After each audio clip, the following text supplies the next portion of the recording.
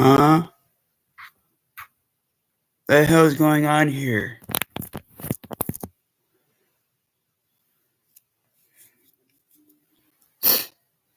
Why was that crazy thing all black?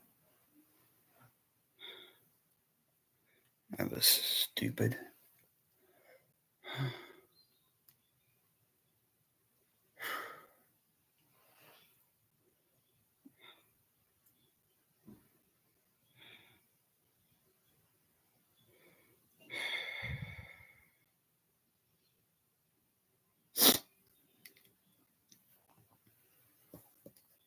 Might need to get this crazy thing out.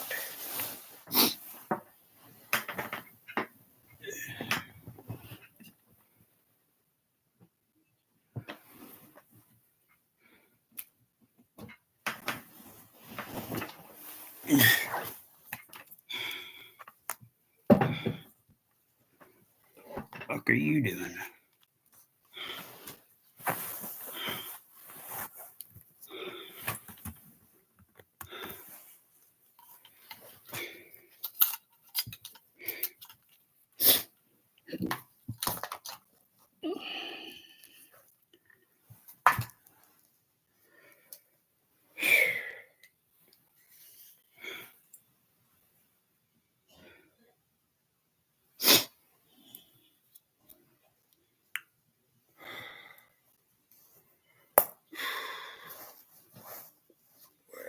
Where are you at?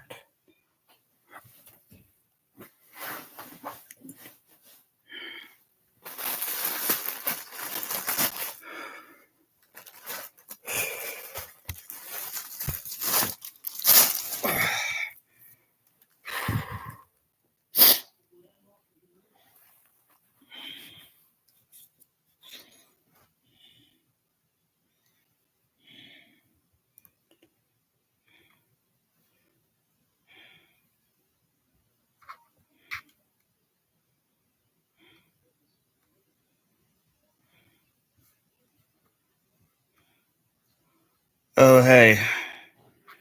Oh, nothing much. Hold on a minute.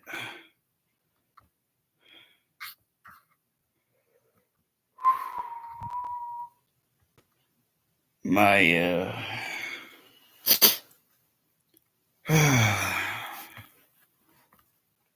my arm is kind of tired. Gonna be doing the fourth story tonight.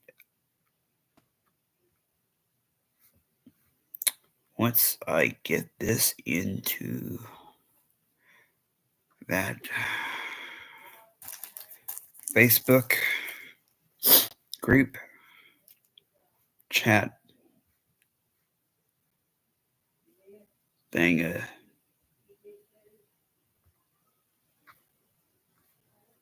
doohickey. Let's see here. She's not a part of that. Okay. Okay, so I'm going to do it right here.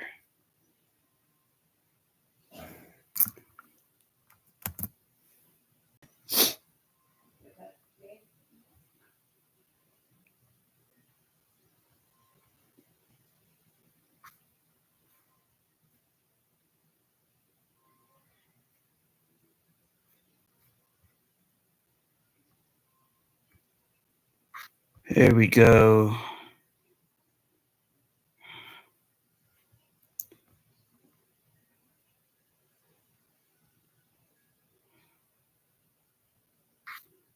Oh, what the hell is going on here? Why? What? What the fuck is going on here? Okay.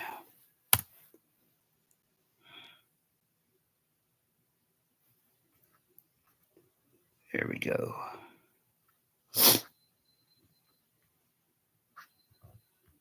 Now let's see if it did the same thing.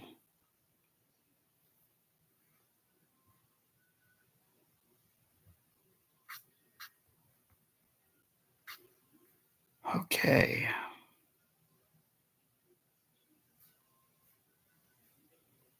Oh, hey.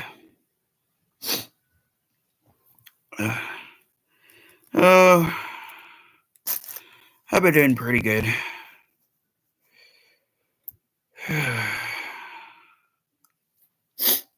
would have went live earlier had I not been asleep.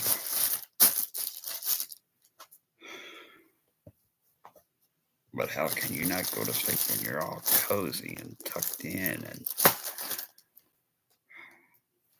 your AC is blasting? Anyway, I'll be back.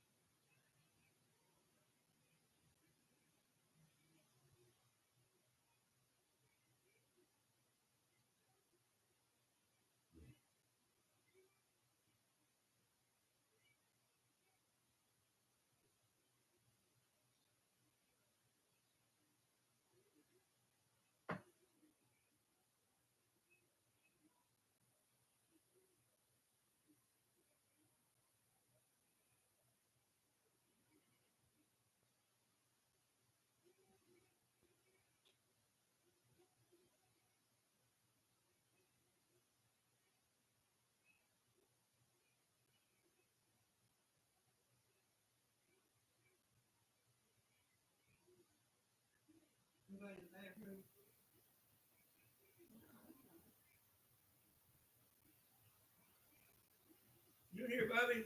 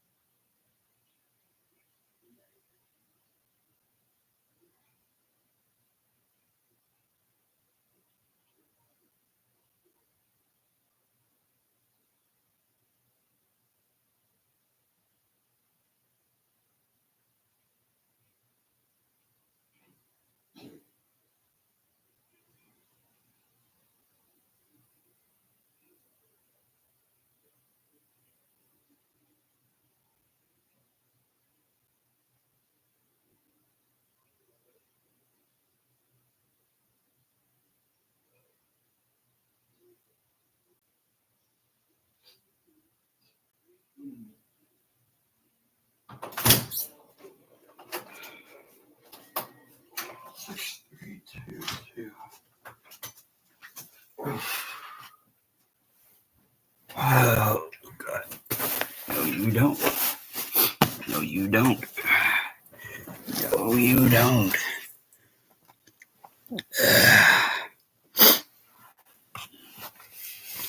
Okay.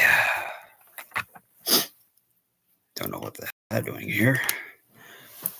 Oh, okay. You all.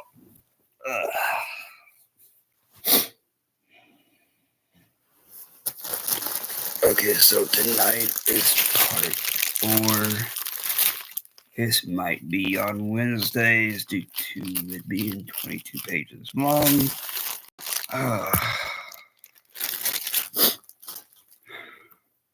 Whenever I read these to myself, I kind of envision some of the movie voices combined with some of the show voices.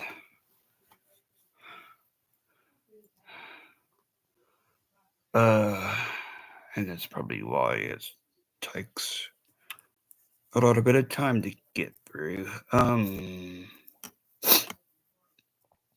Now this original story of Buffy, it is not what Bran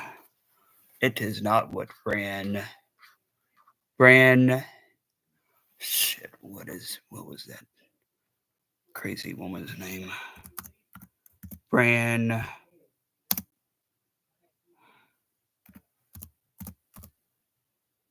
No.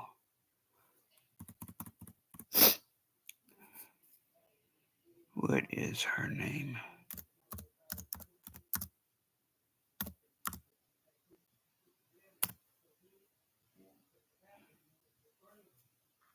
What was her name? Her name was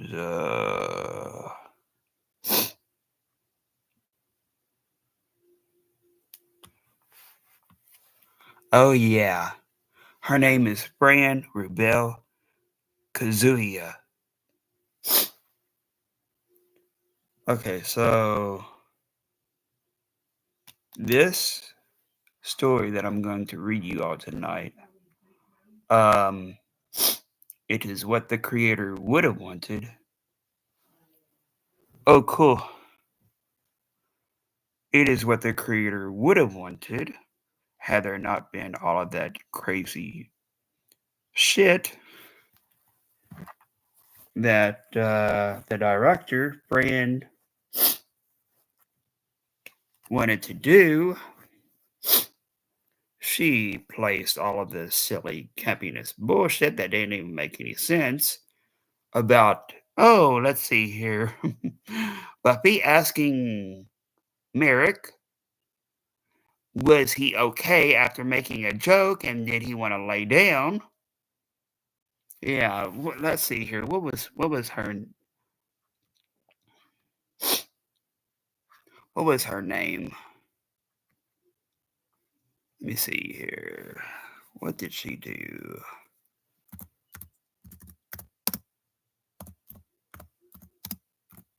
What was her line on there?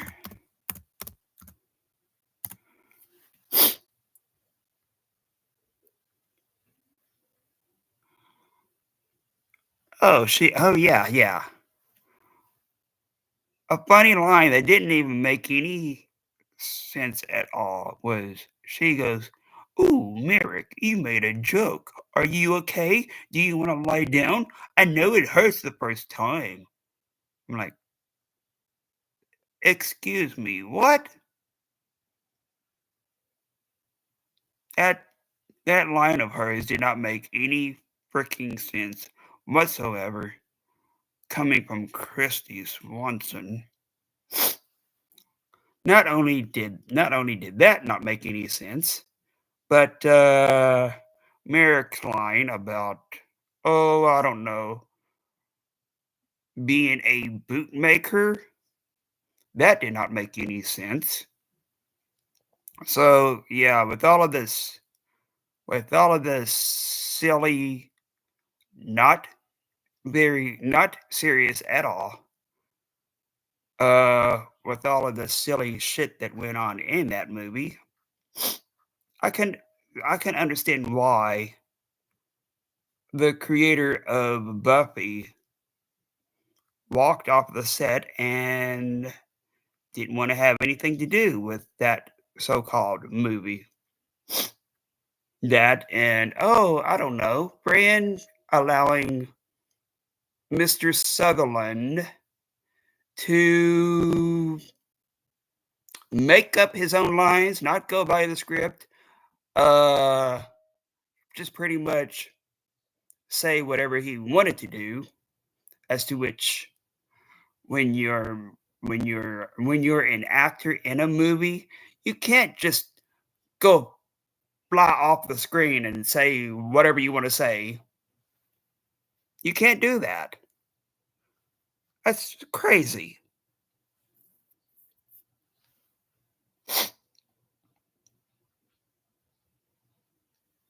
That movie, that so-called movie from 1992, I don't know what the director was trying to do, but instead of making it like the show, what the creator wanted, the director, Fran, whoever the hell she is, um, yeah, she just made everything all jokey and made everything not make any sense whatsoever. The the vampires in that so-called movie, the vampires in that so-called movie, they didn't even look like vampires. They looked like just people with fangs. They didn't even have the brows that you see from the show. Yeah, they didn't, and the the vampires. When you stake the vampires in that so-called movie, they didn't even turn to dust.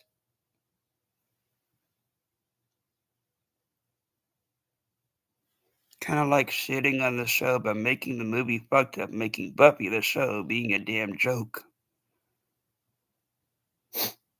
Yeah.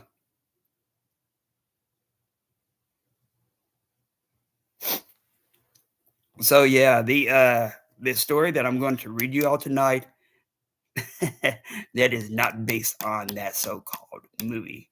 It is based on what he wanted the movie to be, but due to Fran, whoever the hell she is, some type of so-called director.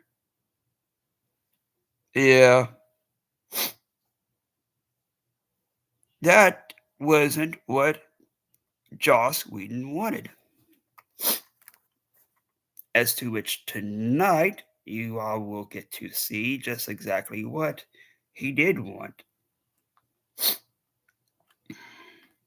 Okay, so this is going to be 22 pages long. Might be sort of a long stream. Yeah, you just see red. Yeah, they didn't turn to dust. That and oh yeah, that drawed out that drawed out death scene of Pee Wee Herman at the end. Yeah, Pee Wee Herman of all things was on there.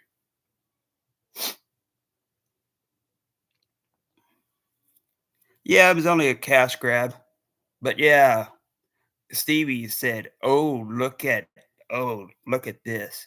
This is a this is a pure example of what bad acting is."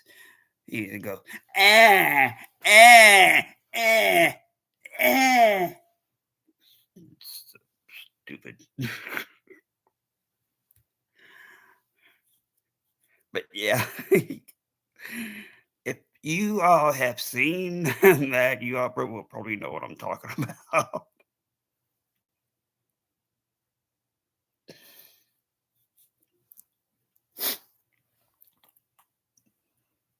Let's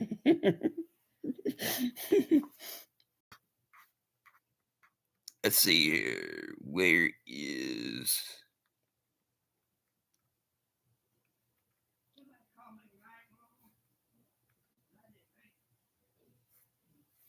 Let me see here.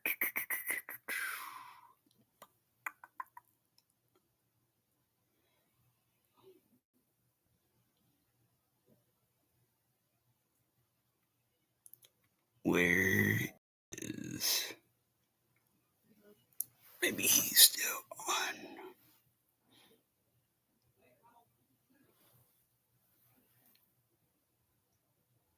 Hold on a minute, you all.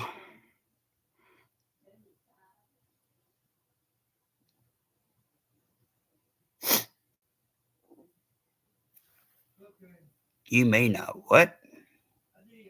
Crazy thing said you may.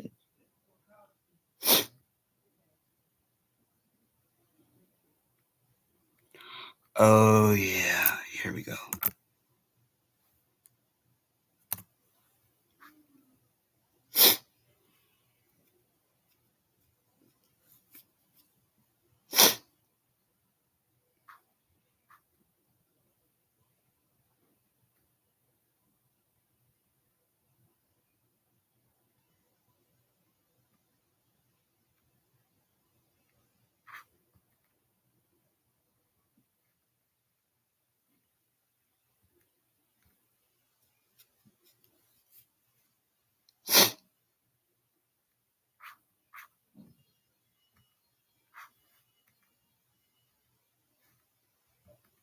Let's see here. Did that get sent? Yeah, that got sent.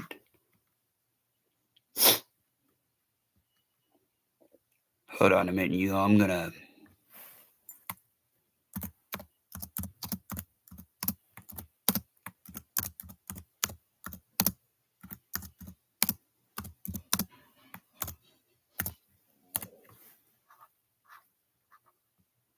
There we go.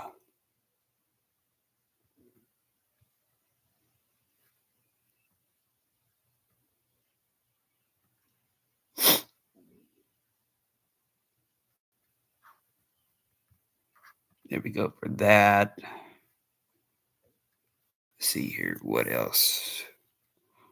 Oh, yeah. Where's my phone at? I need to see something. I need to do this. Let's see here. That way I can mute myself on my phone without.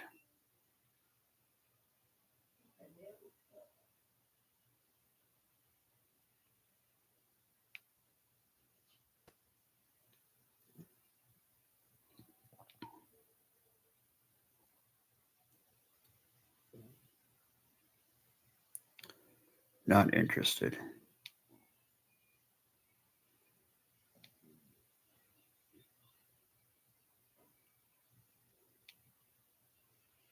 There we go. Now, let's see here. We'll go over here and then let's see. But yeah, you all, this is what I'm going to be reading from tonight.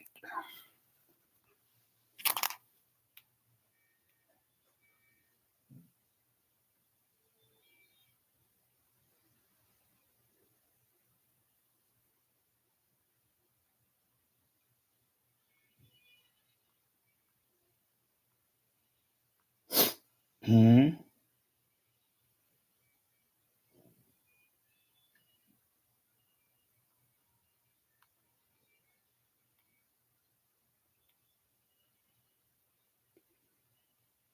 Your first tattoo?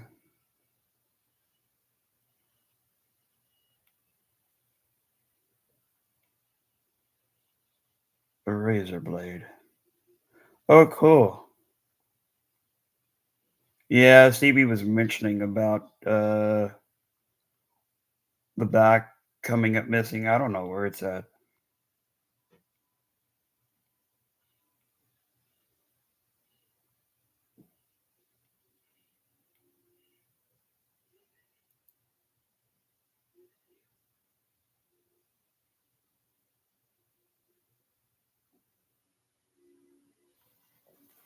But yeah, let me. Oh, God.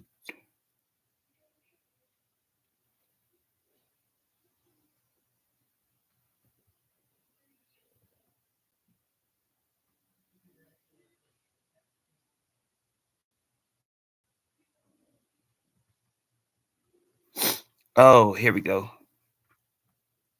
Hold on a minute. I'm gonna reply to this one person. Let's see here.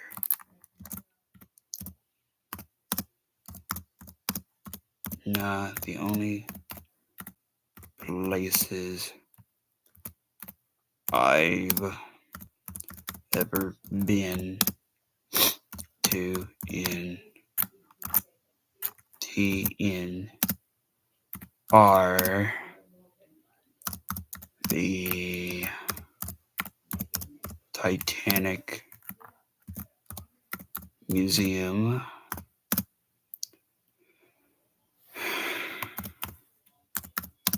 Old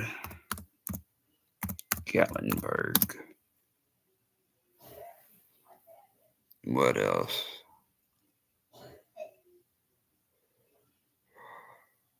Oh, yeah. And Stages West.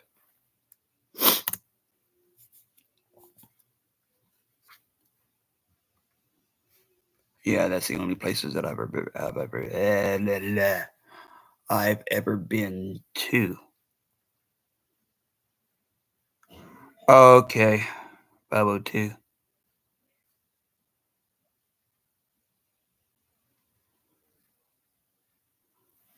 But yeah,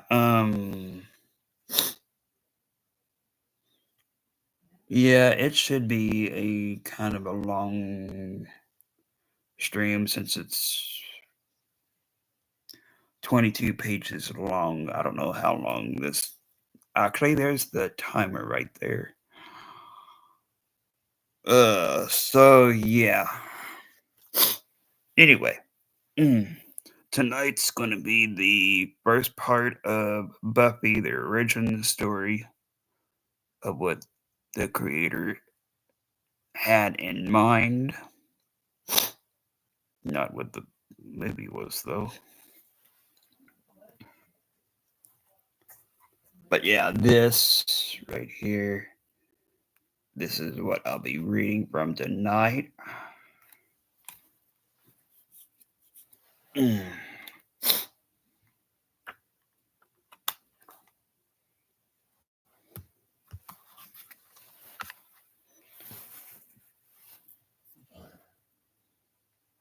Let's see here.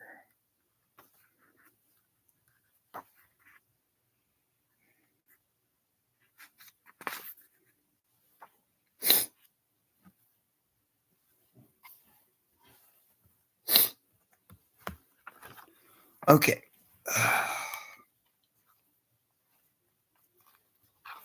Actually, hold on a minute. Let me see something here.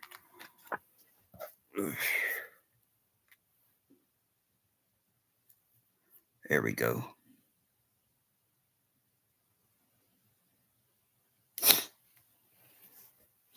Okay.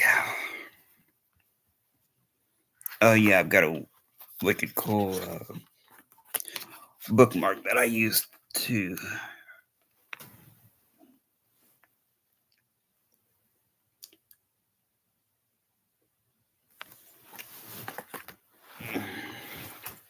The yin yang. The yin yang symbol. At the center of your being, you have the answer. You know who you are and you know what you want. Oh, thanks, Davey. Yeah, I was trying to get Chris to pop in, but I don't know. I don't know where he's at. But yeah, this right here is the cover.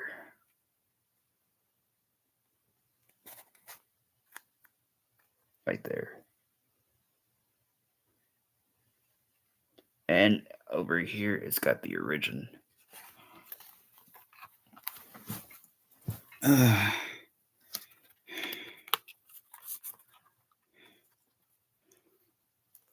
Yeah, he was.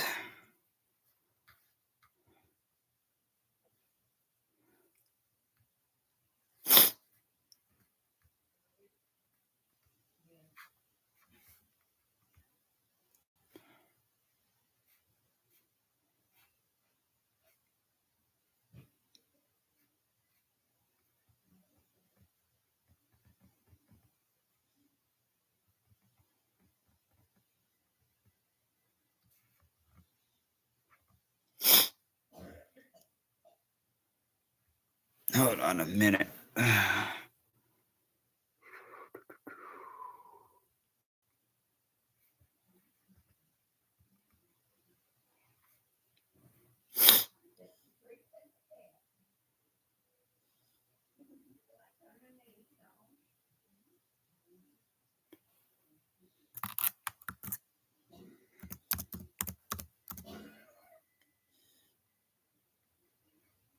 There we go.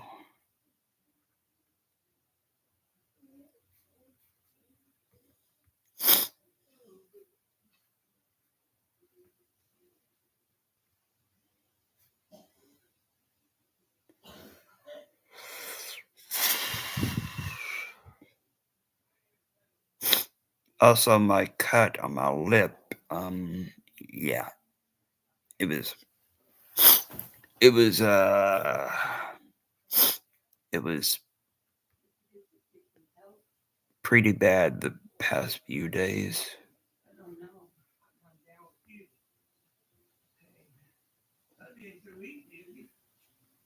I don't know.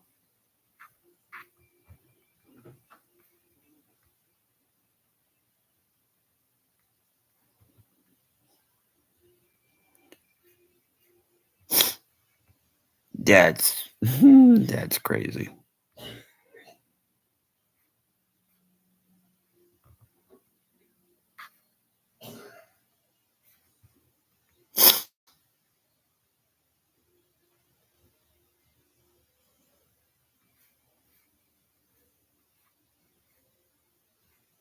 Yeah. Actually, I don't think. Oh, yeah, you kind of can see it,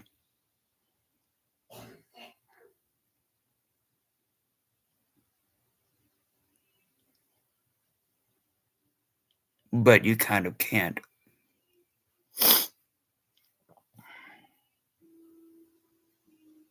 Hell, by this time, it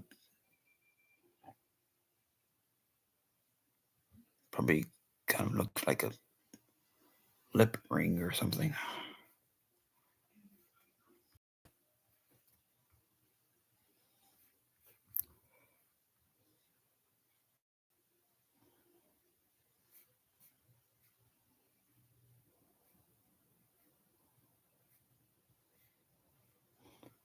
Oh, he's on Facebook too. Is he?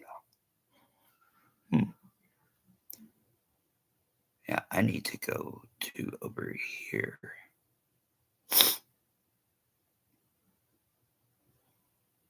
I need to go over here. Facebook, you let me go over here, or will you not let me go over here?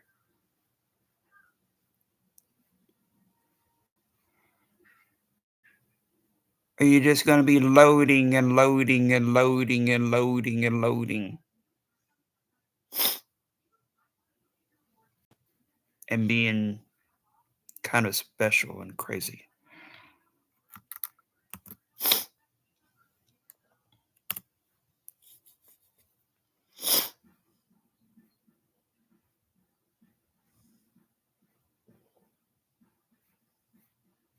And what's this message over here?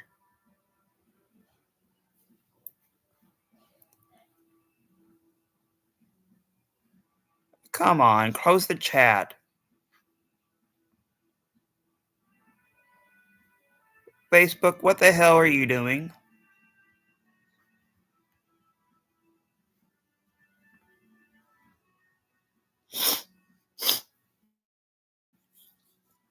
You being crazy caca, are you now?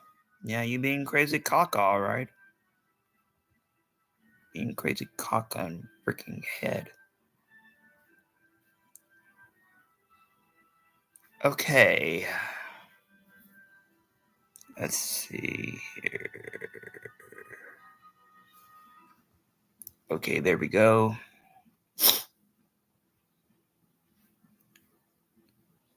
Okay, so pretty much everybody. Oh, yeah, I might need to mention. Let me see here. By the way, me, Stevie, have been using subs only on our YouTube live streams.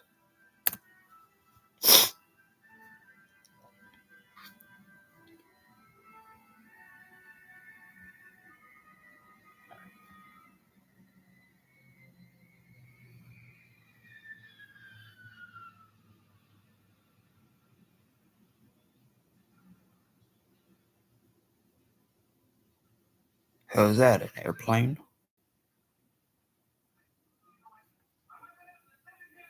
An airplane? I've never heard any airplane being over here.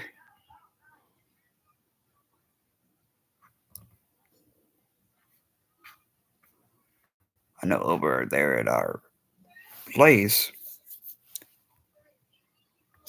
we hear airplanes all the time over there when we are not hearing ambulances all the time.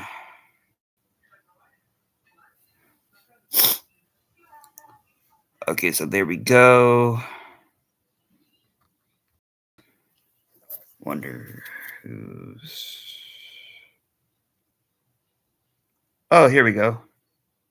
Facebook has been messing up a lot. Wow. Those lips, though. Oh, hey, Hasty.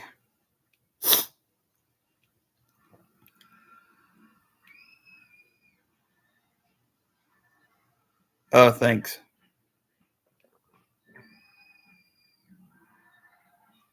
There you go again, Stevie. You bought a paint set. Yeah, you bought a pant set. Yeah, he bought us. Yeah, you all. He bought a set of paint. Yeah, he bought a set of pants. He bought a set of skinny jeans tonight. Yeah, yeah. Stevie bought a set of skinny jeans tonight.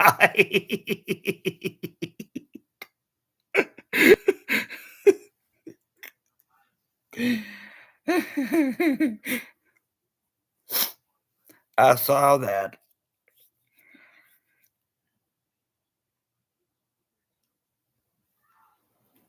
Oh yeah, you all. He bought a set of skinny jeans tonight.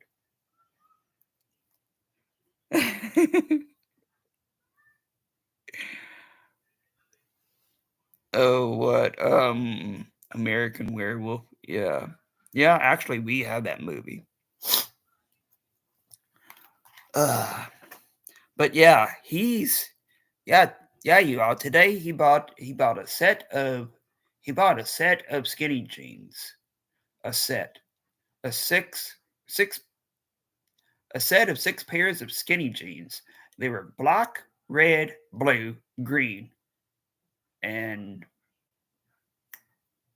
black. Yeah, black, red, blue, green. Yeah, He bought a set of 4 kinds of skinny jeans today. Oh, it's a never ending. Oh, yeah. He bought a set of four kinds of skinny jeans: red, blue, black, and green. Anyway, yeah, this is the book that I'll be reading from tonight. Actually, you all can probably still see where this was bought from. I bought this December of 2007 when Borders used to be in business. Um it was on uh I think, what was the address? 2795 South Hurstbourne Parkway. No, no. I'll tell you what it was. It was 27. What was it? It was 20. No, was it 2915? Wait a second. Let me see you all. Borders, South Hurstbourne.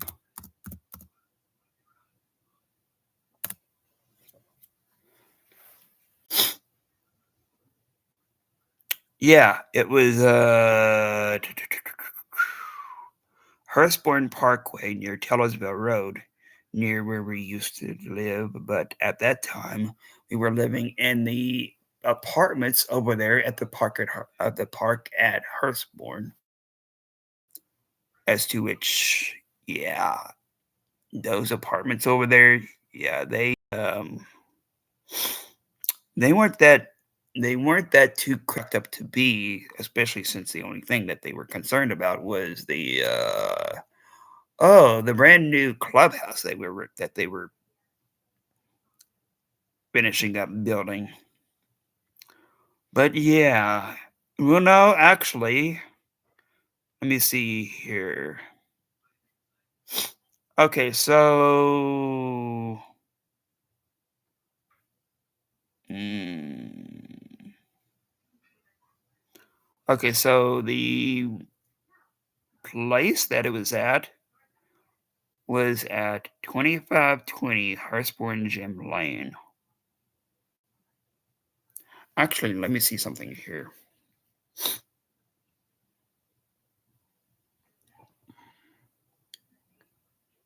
Yeah, he bought a canvas and different other stuff. He bought a canvas and paintbrushes and um gray. Oh, they were out of black, but they didn't call it black. They called it what was it? It was at Target. They called it fresh pavement.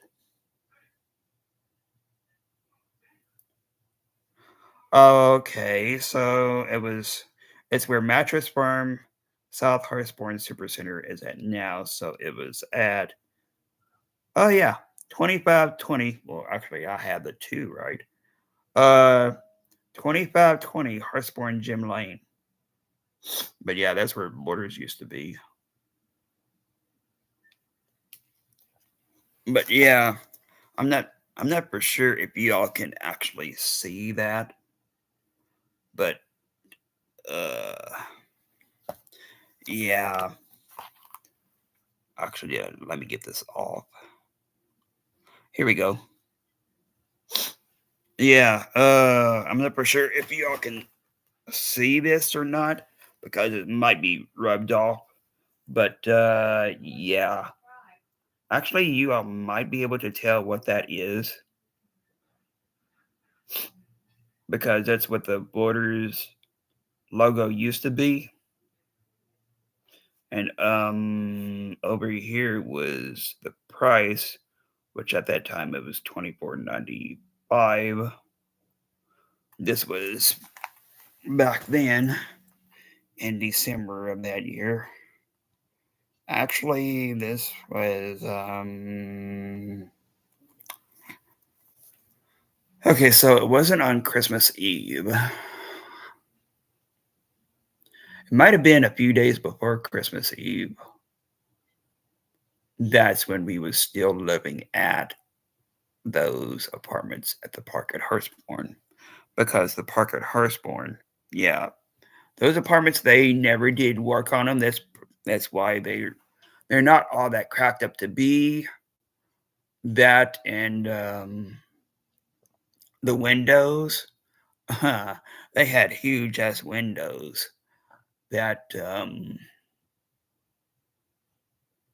when it got real cold, the cold wind would take and pretty much blow through the windows. And me, I had a huge ass room. My room was um near mom and dad's room. Yeah, I was living with them at that time in the apartments. And okay, so I remember there was room was a huge ass room with three huge ass windows where the wind when it got real cold, especially when it was getting close to winter time, yeah, the wind would blow through the windows. And I would be down on the floor at that time because, well, obviously we didn't have any chairs or anything because, well, we, yeah, when we got booted out of the house down there in Hardinsburg, we pretty much had to leave half of our stuff down there. And yeah, at that time, we didn't have any chairs. We had one chair in the living room. We had one, I think we had one couch in the living room. Mom and dad, obviously, they didn't have everything unpacked. So in the dining room where there's supposed to be like a table and chairs and all of that stuff. Yeah. Um there were huge ass garbage bags full of stuff, probably full of clothes at that time. And yeah, that's what was in that room. The kitchen, the kitchen, I liked the kitchen. Uh the handyman over there, the handyman over there, they they left their jobs all half finished. They left their tools there on the floor. So yeah, that place over there was just a huge mess. There was two bathrooms. I had my own across the way from my huge ass room that had okay, so there was a door right here. There was a door right here, and over here was like a a double door. Yeah, it was a double door that it was the kind of doors that you would have in like a closet or something. And there was a closet over here too, I think. But yeah, I also at that time, uh, what was it? I remember I would get what was it? It was some type of magazine over there at Borders when I wasn't buying Buffy stuff. Maybe it was oh yeah, it was XY magazine. XY Magazine is a XY Magazine is kind of an adult magazine full of full of full of kind of adult themed um, modeling pictures. But yeah, XY Magazine. If y'all don't know what that is, you might, if you're curious about that, you might have to look it up sometime. It's pretty much a male. It's pretty much a male twinkish magazine. I don't know if they make that anymore though. But yeah, there used to be a lot of those magazines over there. But yeah, if you're in Louisville and you're looking for a place, I don't suggest getting the Park at Hurstbourne unless you plan on being huddled up in a blanket.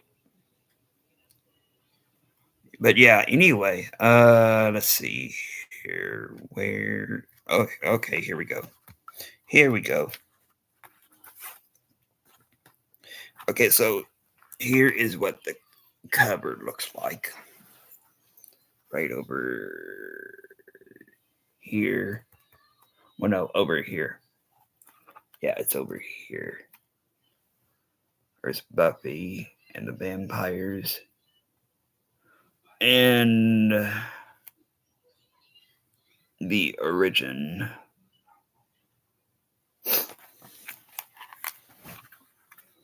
I used a different cover for the first part though. Actually, the cover for the first part is somewhere in the back of this book. Anyway, I might need me something to drink before I actually start tonight. But yeah, I'll be back. Oh no.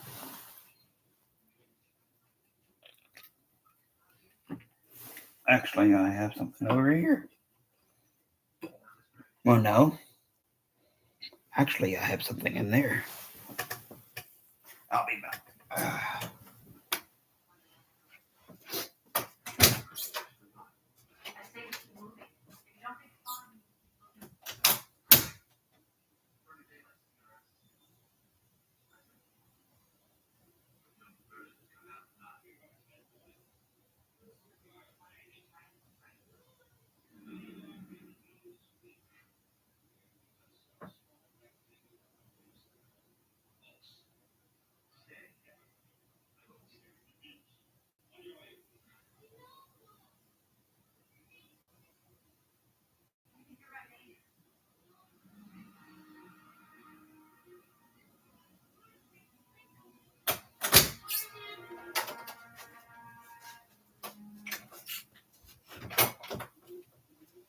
There we go. You all.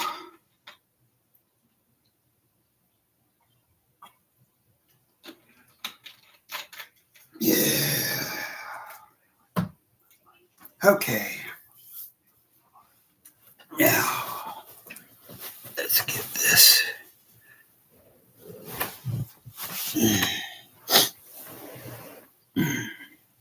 There we go. Okay.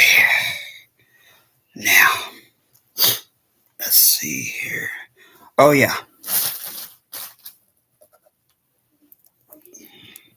Before I forget about what I'm actually doing over here, I might need to actually read you all what I had wrote down.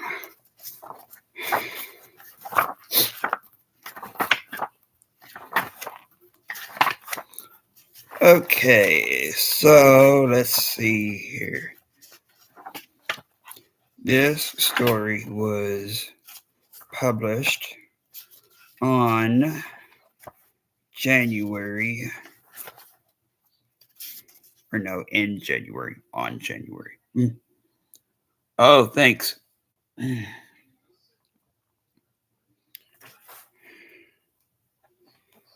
Uh,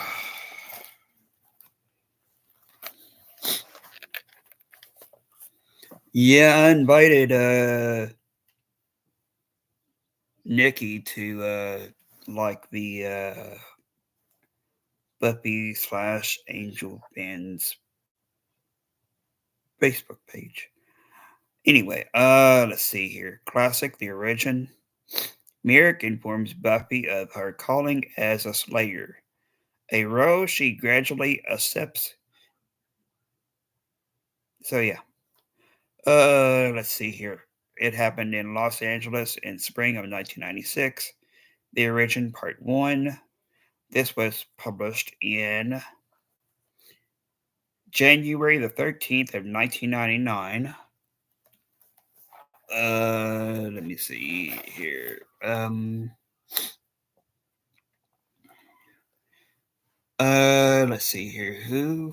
Was whose birthday was on that day? Oh yeah, Stevie's grandfather's birthday was on that day. He was 64. Let's see here. What else also happened on that day? Let's see here. Oh yeah. Um, Dawson's Creek, the 10th episode of season 2 was also on that day. The episode was called High Risk Behavior. The 10th episode of season 1 of Charmed was also on that day. This episode's name was called Wicca Envy. The continuity. This happened after Angel Dust to Dust, which is in which is in part 3 of this playlist. If y'all if y'all haven't checked that one out, feel free to do so after this live stream ends.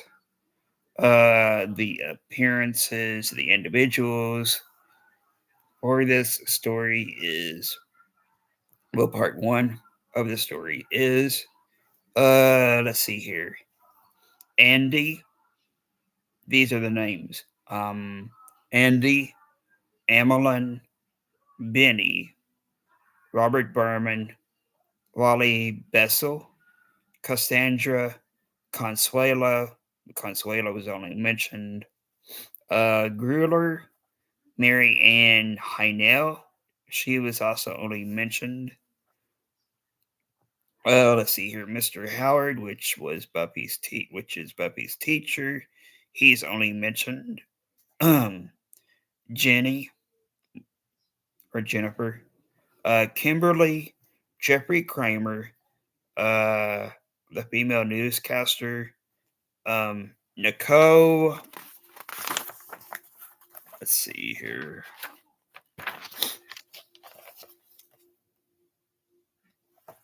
Oh, did I put that down twice?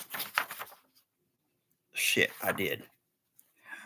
Anyway, Robert Berman, um, the unknown female vamp, Lothos, Merrick, Pike, Buffy, Buffy Dad's Hank, Buffy's mom Joyce, Tyler. Tyler is only mentioned. I think Tyler Tyler and Buffy used to go out, whoever he was. He's not in this story though. Mm.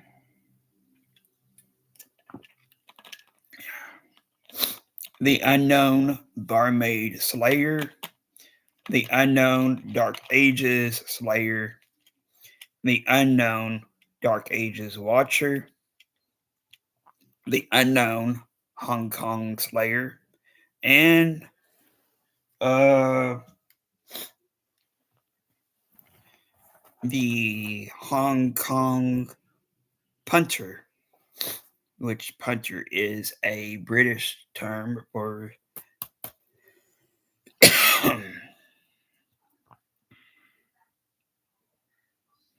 a client of a prostitute.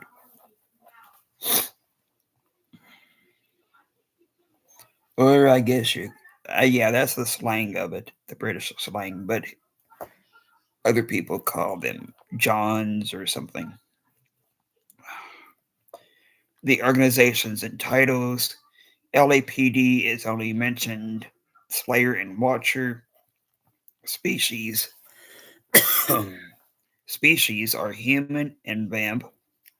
The events, the Himmery High School dance, which is only mentioned.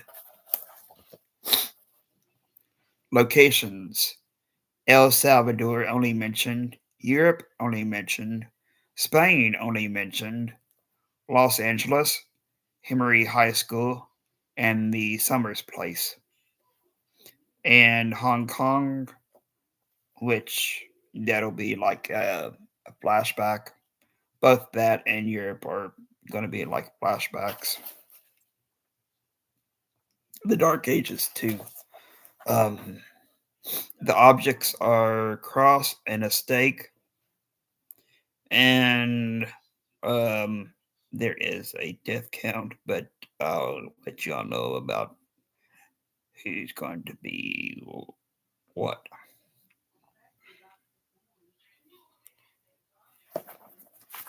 Let's see here. Okay, so this is from the Buffy Omnibus Volume 1, which was currently being repaired. Stevie repaired that book, by the way.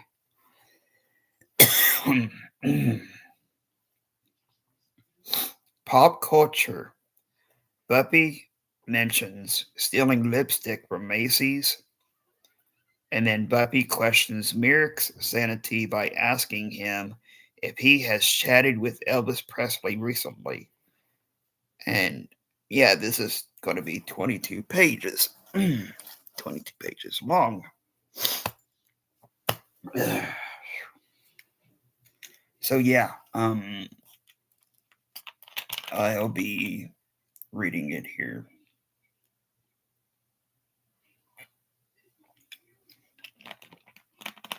in a minute. Okay, let's see here. Mm, okay. Oh yeah, this is what I also take with me everywhere I go to. I I made well no, I took a snapshot of this and shared it to my Instagram. We got this last year. It's the Buffy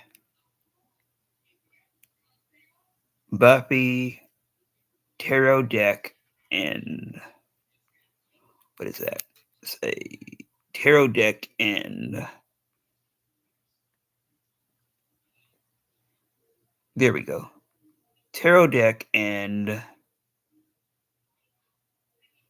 uh, here we go. Tarot deck and guidebook. We had to pay on some of our phone bill today too. That and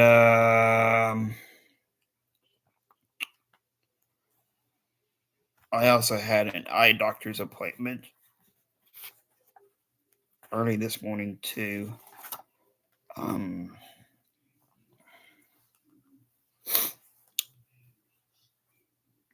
Something weird happened with Stevie. He could probably let you all know about that. Anyway, this is what uh, the first page looks like.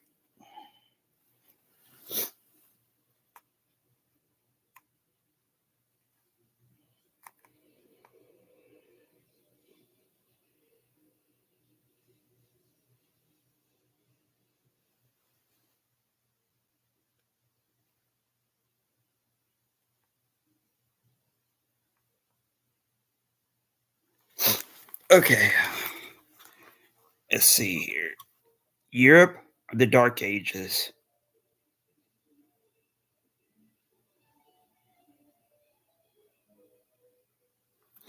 Let's see here. Hold on a minute. This is. I'm going to need to make a. I'm going to need to make a. I'm going to need to make a addition.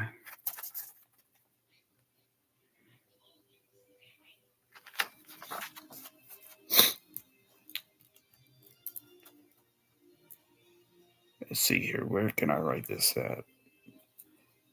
Be right here. Unknown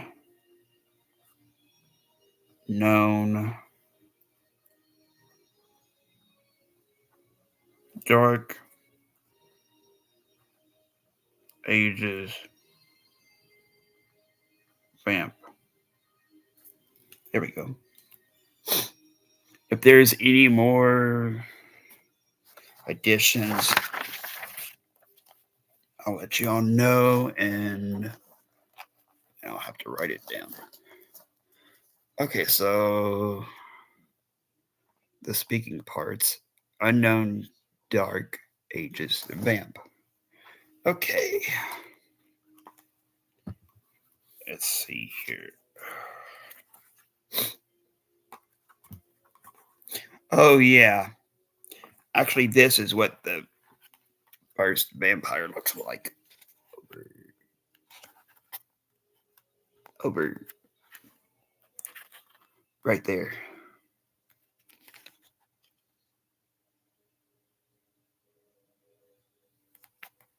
And that's him over here too. Yeah.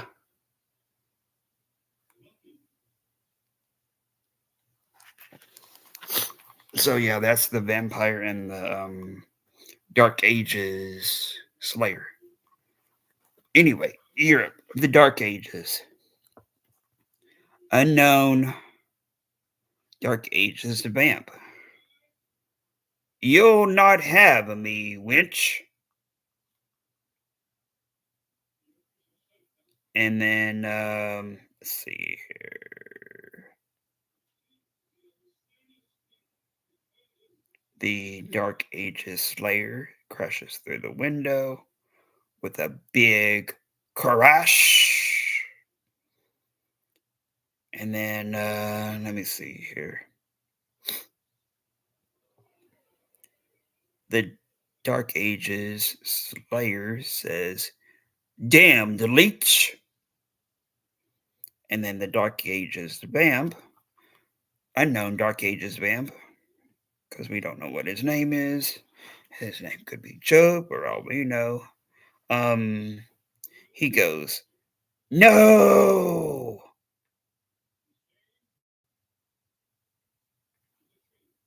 And then let's see here. The Dark Ages Slayer stakes him. He he let's see here. He brights up with a flash of green light, as to which, if this had been that movie, they probably would have turned to dust. The Dark Ages Slayer says, let me see here. Let's see if I can actually do this over here.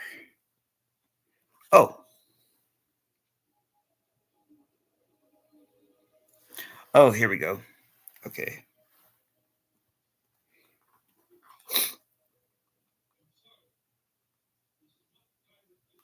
Actually, I still might need to use this.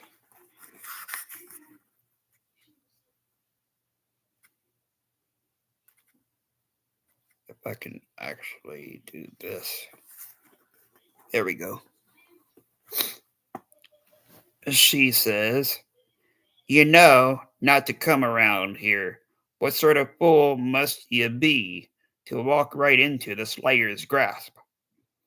And then Lothos, Lothos pops up and says, "Actually, that sort of fool is usually called bait." Amelin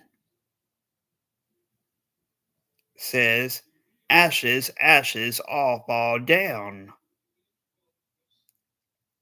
And Lothos says, "Oh, and do forgive Amelin. He tends to drool before supper."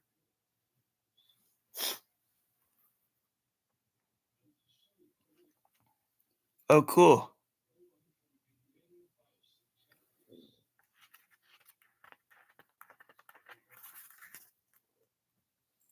And then here is the second page. Let's see here. Yeah, right over here. Okay, so right there. Okay, so that was the first death count, the unknown Dark Ages vamp. Actually, do I have that wrote down? I'm not for sure if I do. Let's see here. Do I have that wrote down?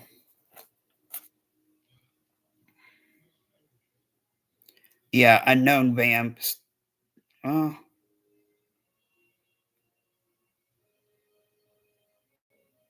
yeah, unknown vamp staked by. Actually, did I put a D right there? I didn't put a D right there. The hell was that thinking about back then? Unknown vamp staked by the barmaid slayer in the flashback in the Dark Ages. Okay, so there we go. So that's the first death count. Total of 1.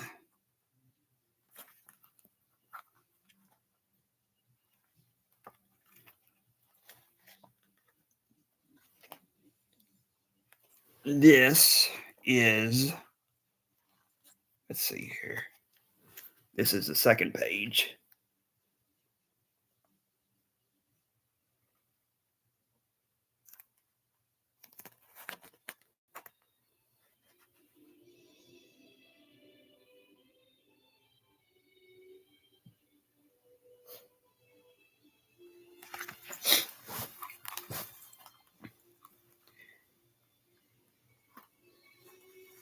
The Dark Ages Barmaid Slayer.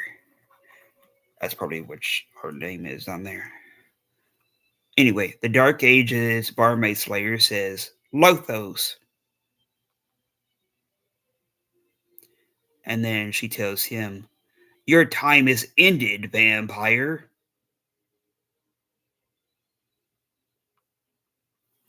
And then Lothos says, "You people will simply never learn." And then he tells her, "We can't be stopped." And then he also tells her, "This is our road now." And then he chokes and breaks her neck with a great big crack. And then let me see here. Where is that at? Actually, let me see here. What? Barmaid Slayer. Oh yeah, the Dark Ages. Unknown Dark Ages. Slayer says, I can't.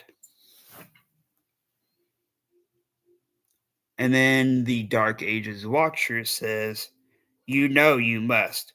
She died, and you are the next to be called. Why do you think? Why do you think you were sent? And then the Dark Ages Watcher says, as long as there have been vampires, there has been the Slayer, a chosen one. And he also says, one born to hunt the darkness, to stop the spread of evil. And then the Dark Ages Slayer says, but I'm just a girl. And then the Dark Ages Watcher says, you are much more. One dies, the next is called. The next. And then here is the third page. Oh, hey. Hey, Beth. Welcome to the live stream for the the the fourth part of the Buffy Chronology timeline series. Oh, you're welcome. Which this is not based on. It's not based on the movie, but it's more based on the TV show.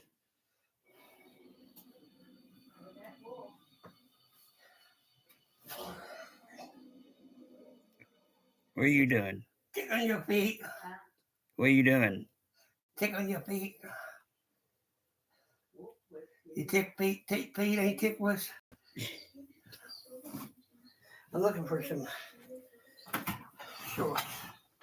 Hold on a minute, you all. Yeah, I got tongue tied. Huh?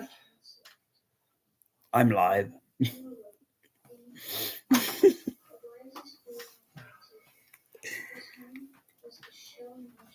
But yeah, this story, you all, this is based on the TV show. I'm live. He doesn't know what that means.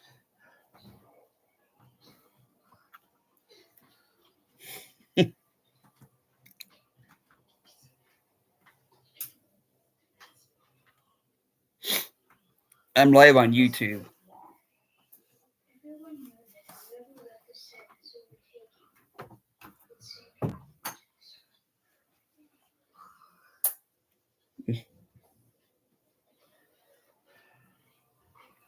Yeah, that's dead. Stevie?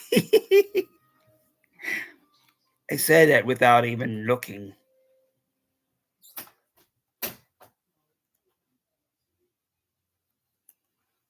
I said that without even looking.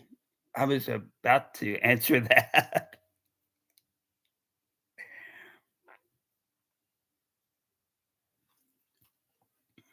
But yeah, this story is not based on the movie. This story is more based on the TV show. Well, it's got the seriousness of the TV show if that's where the direction where the movie had have been taken to, not all of this silliness crap that didn't even make any sense, as to which the director let Sutherland, Mr. Sutherland, she let him just say whatever on that movie.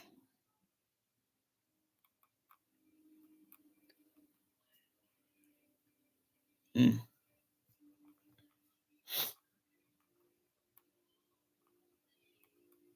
But she let him improvise. As to which, if you're an actor, you don't do that in a movie. You go by the script. You don't blow off the handle and say whatever comes to mind. Pretty much. Yeah, when you're an actor, you have to go by the script. Other than if you don't, if you don't, what's in any use of having a script? What's any use in having a script if you just say whatever?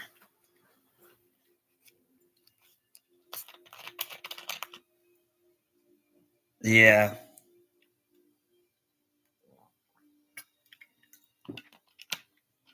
it's like Nightmare Forest. Those people over there didn't know what the hell they were doing. They didn't go by any script or anything. They just put a whole bunch of movies together. It was Nightmare on Elm Street, Jason, Leatherface, The Exorcist, The Last of Us,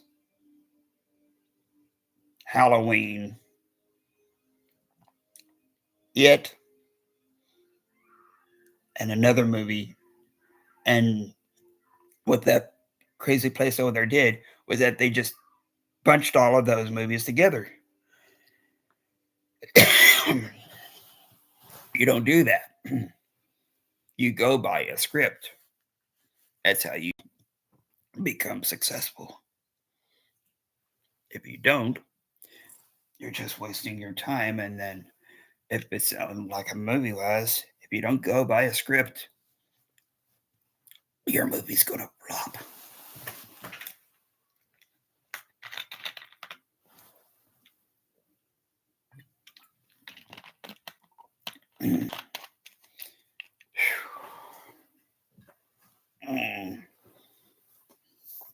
Let's see here.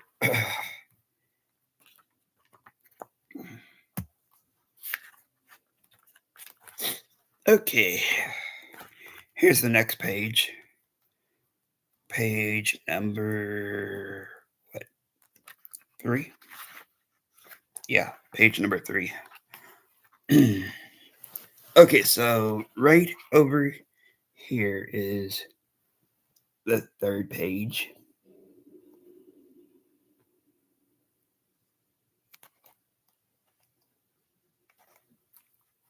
They still had Luke Perry's appearance though, and I'm guessing David Arquette's appearance.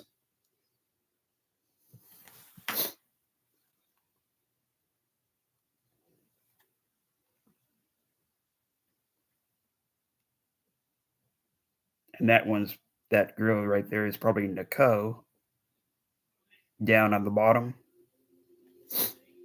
But yeah, they for this story they still both had the appearances of Luke Perry and David Arquette as both Pike and Benny. So I'm guessing that they would have had them.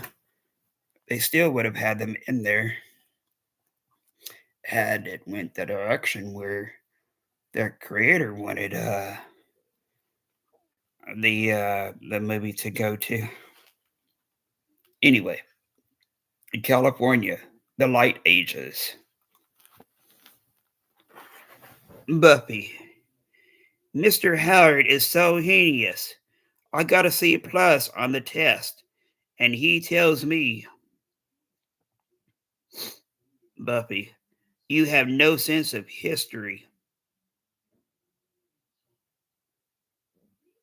Let's see here. Nicole, you got a C plus? I can't believe I cheated off you. Buffy, excuse me for not knowing about El Salvador, like I'm ever going to Spain anyway. Let's see here. Yeah, this was at the movie scene,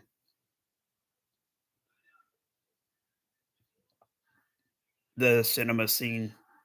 Let's see here. Kimberly says, "Hey, oh yeah, they were getting kicked in the back of the head by Pike." Nicole says, "What the?" Nicole says, "Back off, freaks. Isn't there a hygiene rule in here?"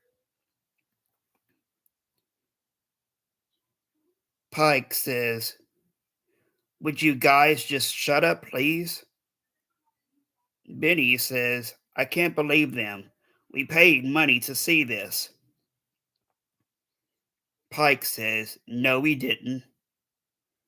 Benny says, "I still want to know what happens." Buffy tells them, "Everyone gets horribly killed except the blonde and the nighty." She also tells them he finally kills the monster with a machete, but it's not really dead. Nicole asks her, "Is that true?" Buffy tells her, "Possibly. What movie is this?"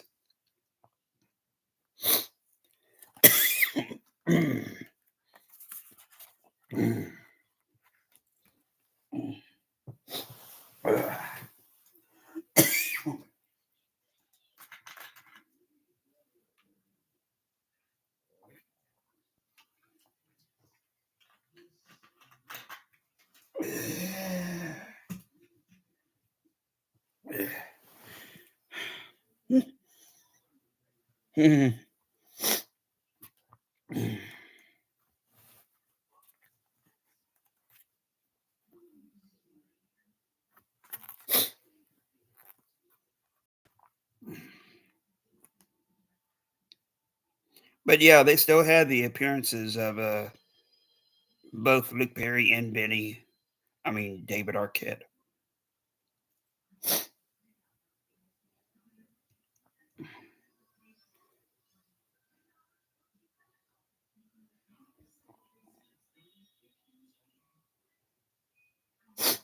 Yeah, especially when I read a whole lot.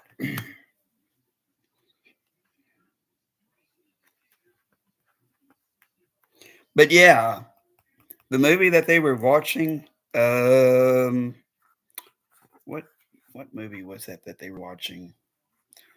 Was it The Man in the Mirror? Or no, it was it was, let me see here. It was,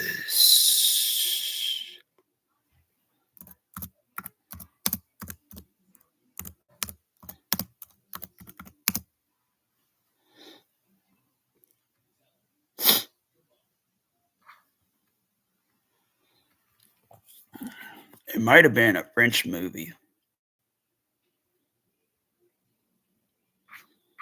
Well, no, it's not this one.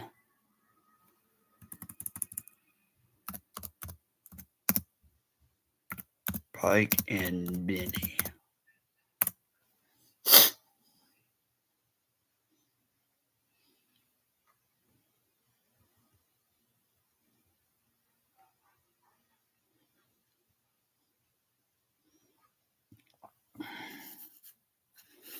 Okay, so let's see here. Okay, so it wasn't any of these.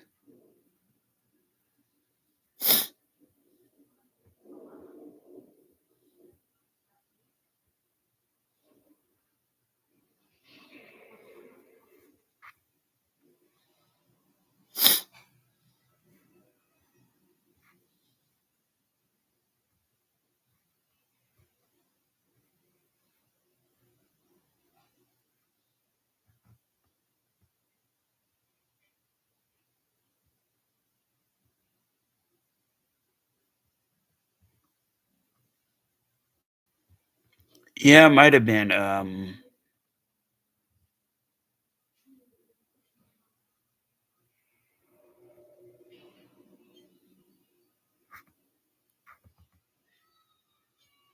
Yeah, it might have been The Man in the Mirror. Some type of horror movie called The Man in the Mirror.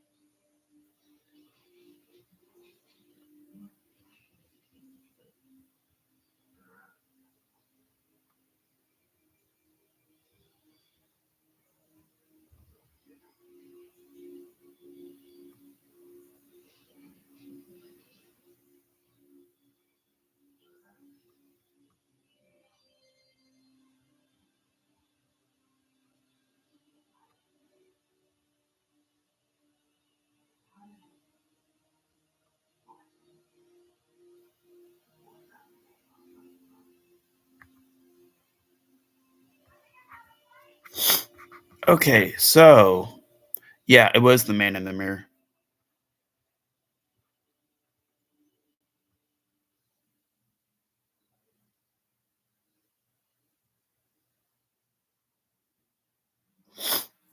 But yeah,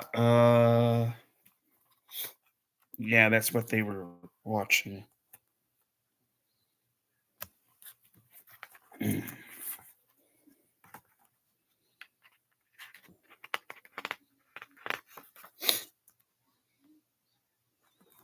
Here is the fourth page, I think. Yeah, this is the fourth page. Right here.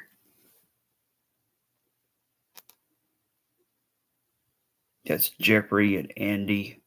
Jeffrey is Buffy's boyfriend at that time.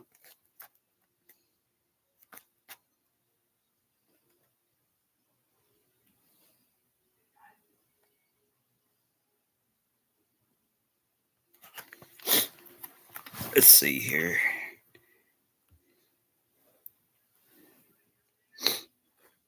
Benny says, Pike, I can't believe that chick gave away the ending like that. Pike tells Benny, dude, you gotta get out more. Grueller. Grueller says, what are we waiting for, Jeffrey? The night is young, man. Jeffrey says, here is what we're waiting for. There's my girl. Buffy tells him, hey. Andy says, oh man, Jeffrey, I don't mean to sound sexist or anything, but could I just borrow her for a while? Jeffrey tells him, no way, Andy, you just get her dirty.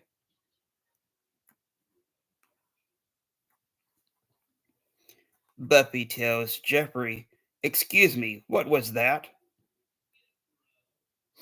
Grueller says, enough of that lovey-dovey crap. Let's party.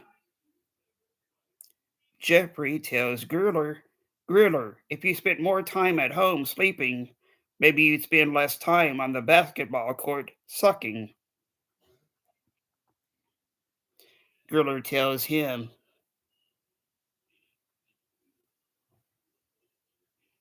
so yeah, I'm out of here.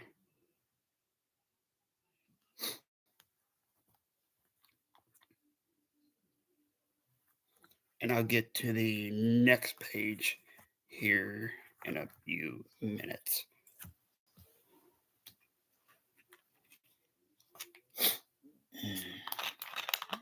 Probably page number 5.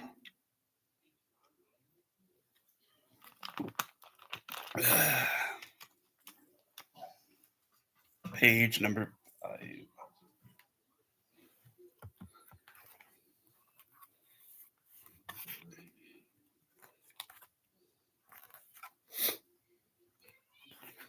Here's the next page.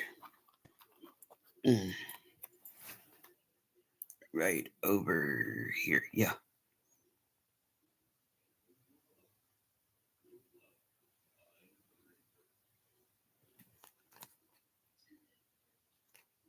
So yeah, this over here, this is what the movie would have been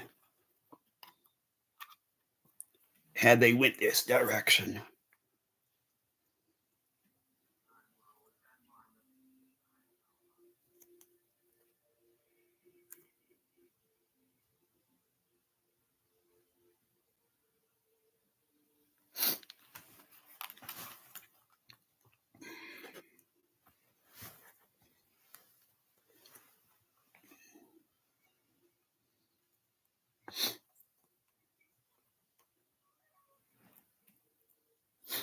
Yeah. Let's see here. Gruder says, "You guys don't know what you're missing." Gruder says, "But I do."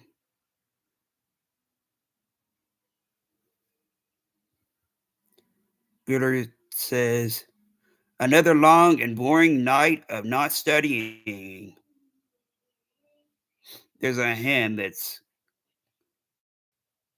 uh, reaching out to him from behind, and it turns out to be Wally.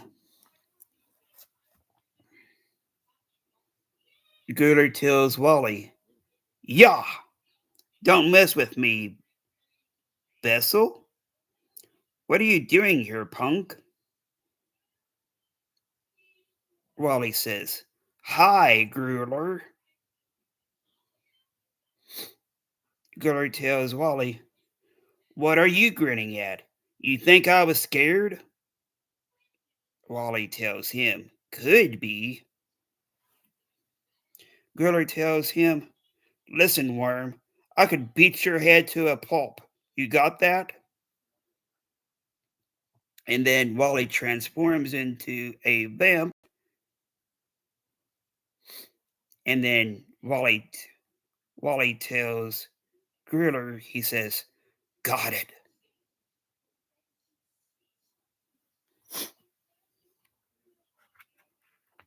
But yeah, the vampires that are in here, they look more like what the movie would have been had it went this direction instead of whatever the hell it went.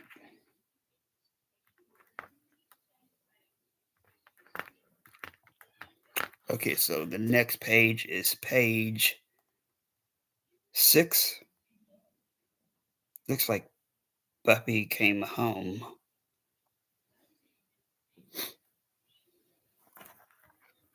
There's the next page, page 6, right over here.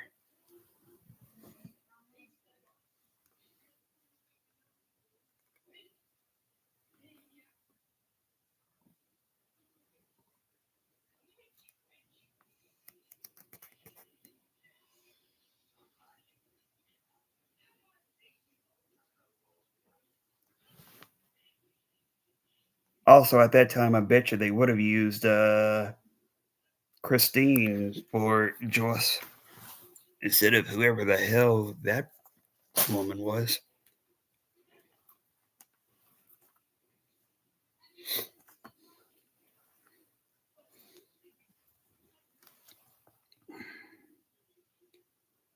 Hank tells Joyce, "Joyce, we're going to be late." Hank also tells her, "I know it's a benefit, but there's still a protocol to these things." Joyce tells Buffy, "We'll be back on Sunday, Buffy. Numbers on the fridge. Don't drive the Jaguar. No boys. And tell Consuela my underwear does not go in the dishwasher." Wow. Wow, that's crazy.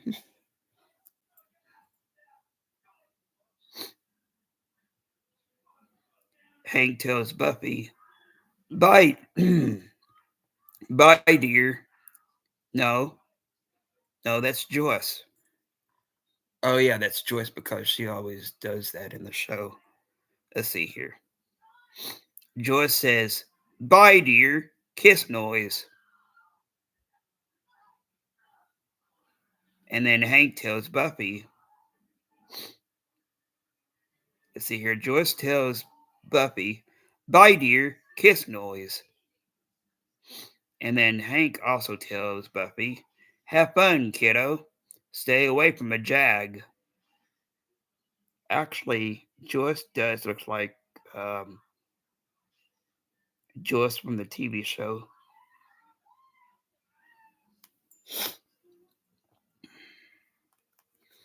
Buffy says, "The jag, I know."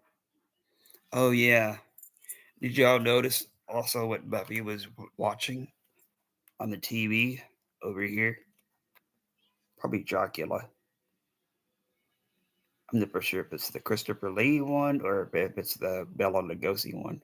Might be the Christopher Lee one.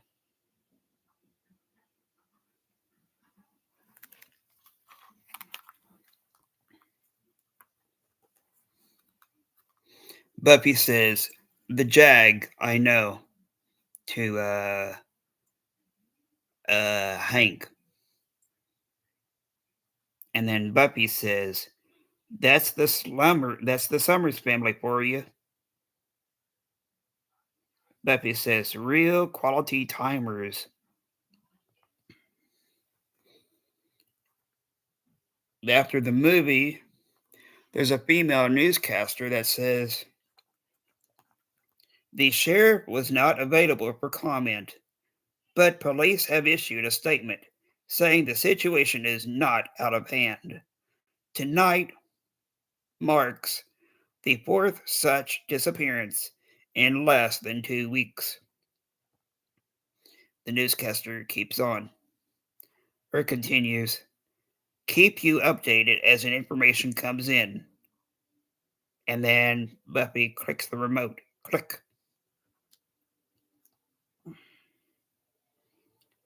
And then Buffy says, "What a perfect weekend to leave the kids alone in the house."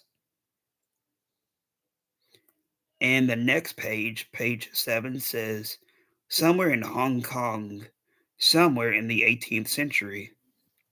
And I'll read that part here in a minute.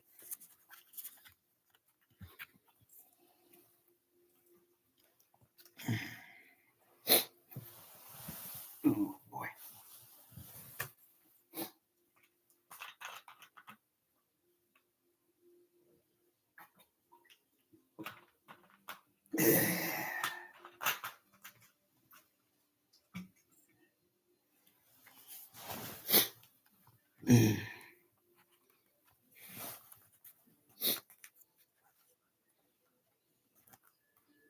But yeah, here's page. Let's see here. It doesn't have it down at the bottom, so 1, 2, 3, 4, 5, 6, 7. Yeah, this is page 7 over here. Over here. It's Hong Kong.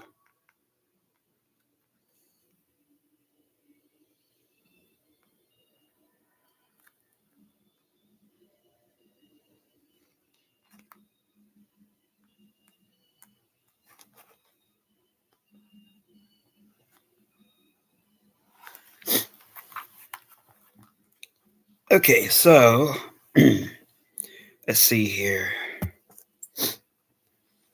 Somewhere in Hong Kong, somewhere in the 18th century. Let's see here. The Hong Kong punter. Yeah, the Hong Kong punter or John says, "New at this, are you, really?"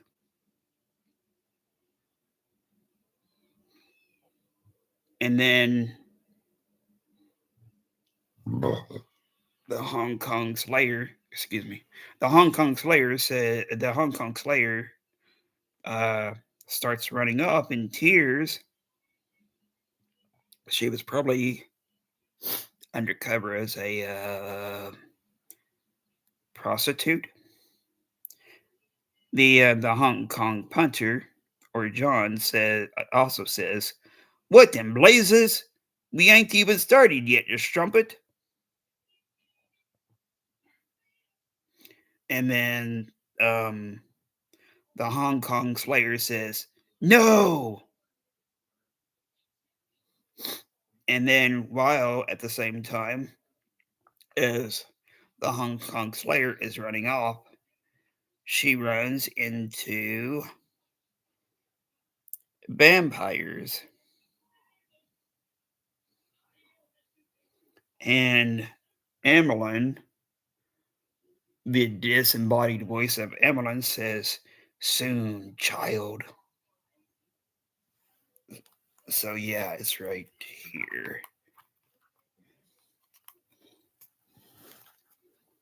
She starts running off over here, and then she runs into those vampires right there. And then Buffy wakes up because Buffy is having dreams about the past Slayers.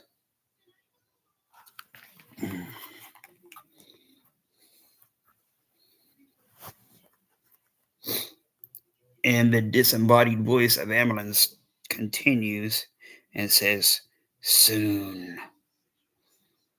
And then Buffy wakes up all of a sudden and goes, "Oh wow, oh wow, oh wow."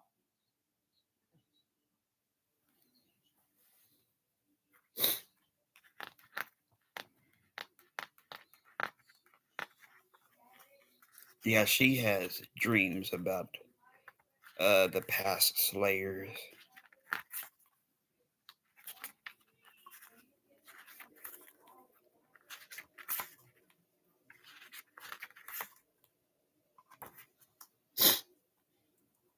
Let's see here. Oh yeah, here's page 8. Yeah, here's page 8 over here.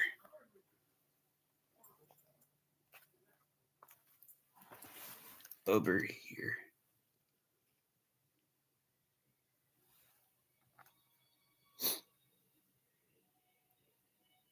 Yeah, this is what the vampires are supposed to look like if the movie had went that way.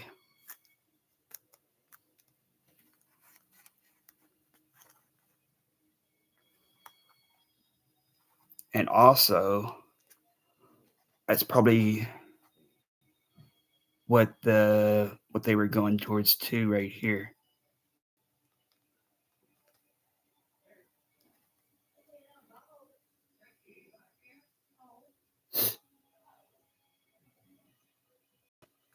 I like the way that this I like the way that his face is right here.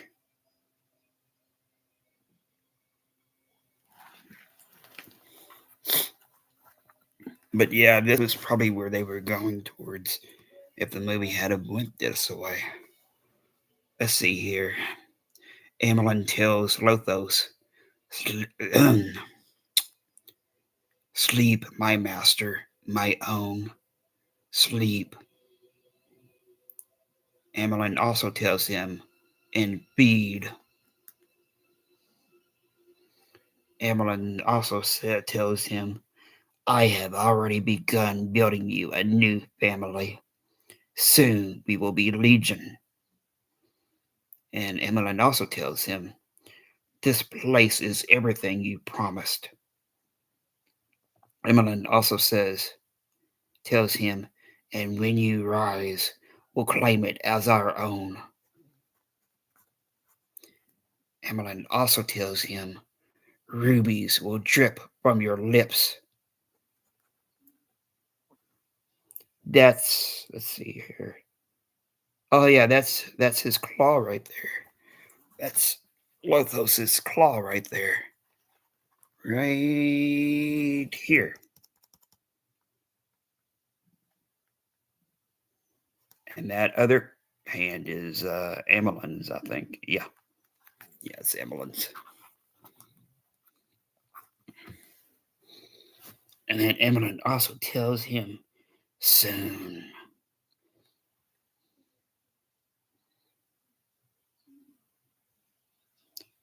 Let's see here.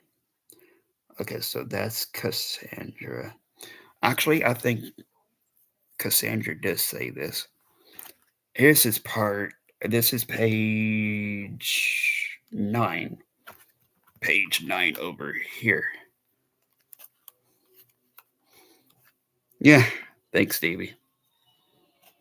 Yeah, here's page 9 over here. No, over here, actually.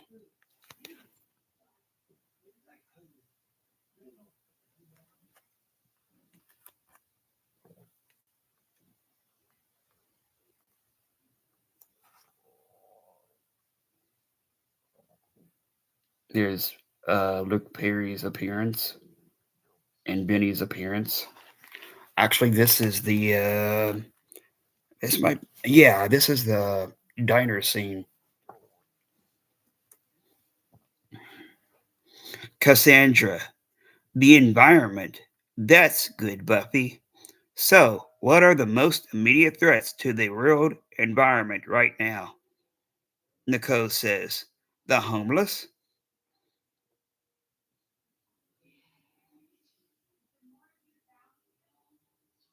Kimberly says, I know, guys. What about the ozone layer?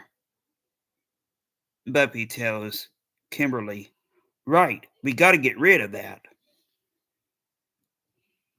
Nicole says, guys, I don't see why we have to invite everyone to this thing. And then Buffy tells Nicole, it's a school dance. Nicole says, Nicole asks Buffy, can we make exceptions? Mary Ann Hynell? Nicole tells her, she's such a scud. Can we have a Mary Ann clause?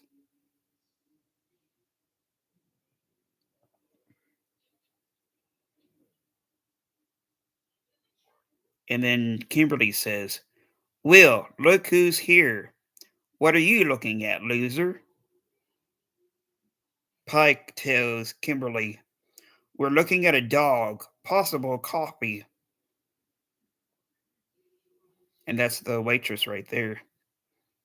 And then Pike says, it's copy.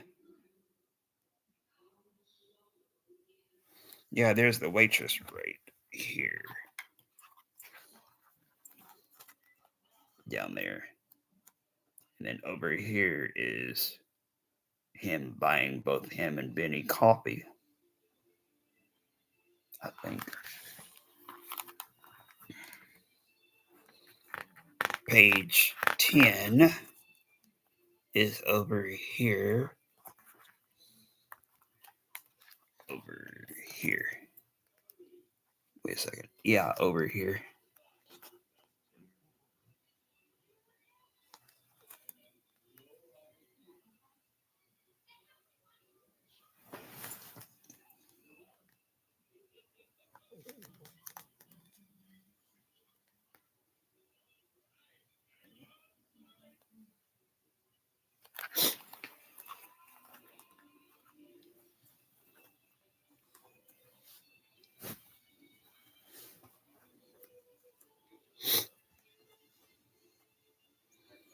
Buffy tells both Pike and Benny, you guys are thrashed. Kimberly tells Buffy, or asks her, what are you talking to them for? Nicole says, they're drunk. Benny, Benny asks Nicole, what did you say? Pike tells them, we're the drunks. What's your name? Buffy tells Pike, Buffy. Benny tells Buffy, figures. Pike tells them, I'm sorry, this is Benny, my newly thawed caveman buddy. I'm Pike. Buffy tells him, Pike isn't a name, it's a fish.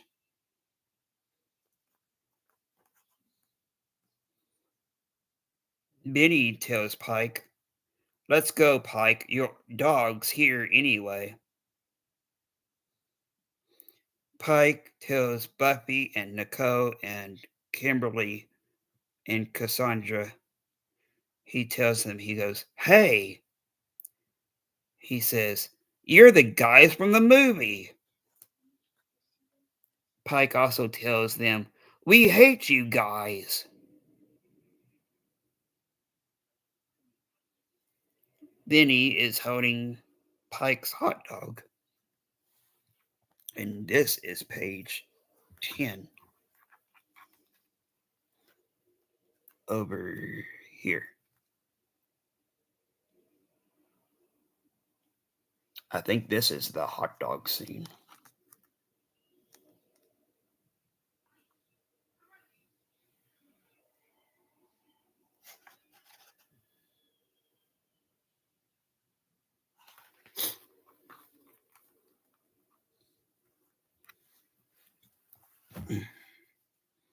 Benny tells Buffy, "Hey, Buffy, you hungry? I got something for you."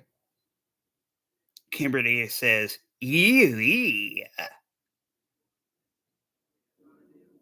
Nicole goes, "Oh, gross." Benny tells Pike, "Hee hee, Pike, look at these grills. You think they'd never seen." And then Buffy slices his hot dog in half with a great big shuck. And Pike tells Benny, Benny, man." Benny tells Pike, "Hey, she wasted my dog." Pike tells Benny, "Bummer metaphor." Both Jeffrey and Andy are coming to where Buffy and the others are sitting down. Andy goes, "Hey there." Kimberly asks Buffy, "Buffy, how'd you do that?" I'll be continuing here in a minute.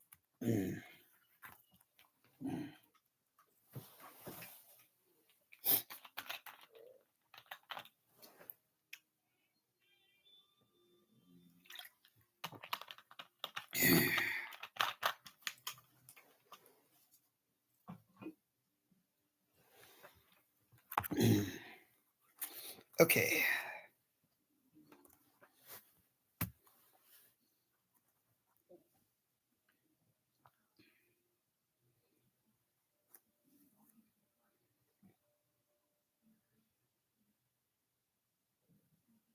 Buffy tells Jeffrey, she says, "Hi." Nicole says, "Hi, Jeffrey." Andy asks Kimberly, "What you guys doing?"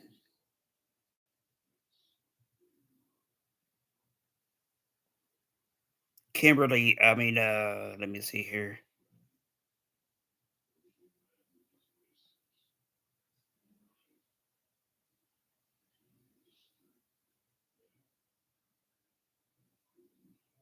Oh, yeah.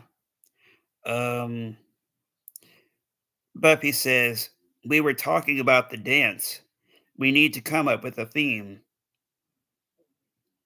Jeffrey tells them, he says, "How about our friend, the beer?"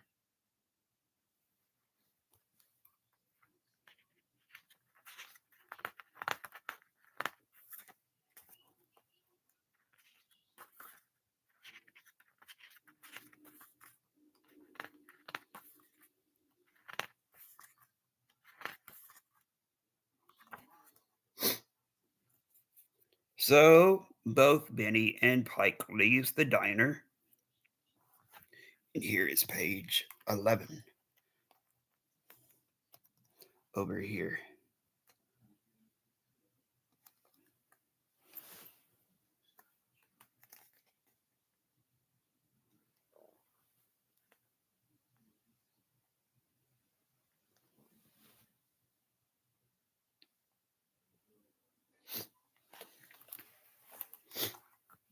So let's see here what happens.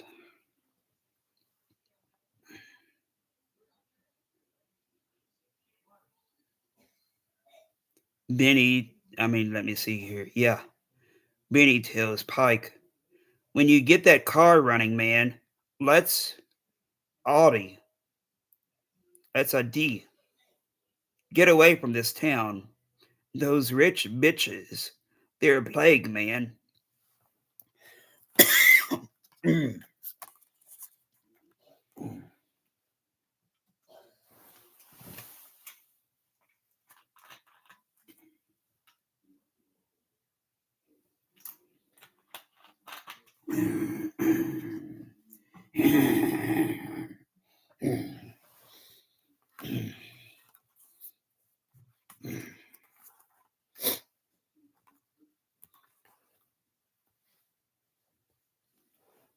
Pike asks Benny, you didn't like them? Benny tells Pike, they're so stuck up. They're not even human. I hate them. Pike asks Benny, but would you sleep with them? Benny tells Pike, yes, definitely. Please, God, yes. And I think Merrick is behind them. He might be. He's over here. I think that's him right there.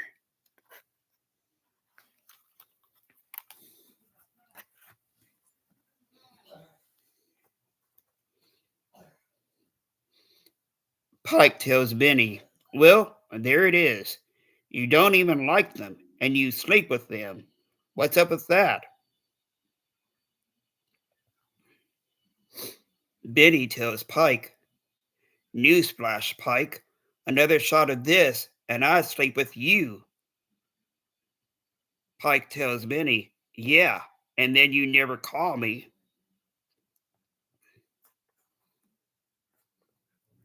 Benny tells Pike, I think I'm gonna Ralph. Pike tells Benny, don't worry, Benny. I'm here for you. And then he stumbles and falls to the ground. And Pike tells Benny, I'm here for you, Ralph. And Benny is standing over the railing or that fence over there.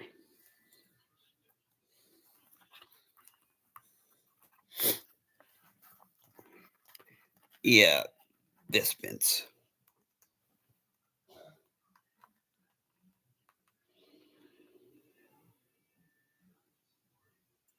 I think that's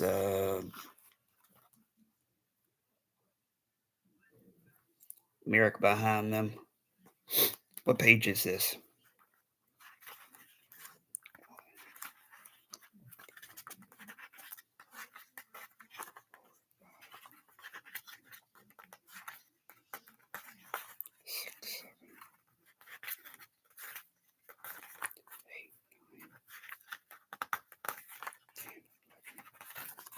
Yeah, this is page 12. And then here is page 13. Right over. No, over here. Okay, so Benny is standing over the fence or the railing, and somebody grabs Benny.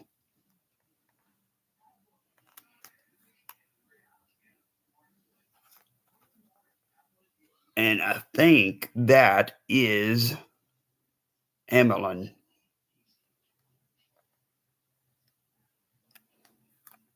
And Emmeline flies off with Benny.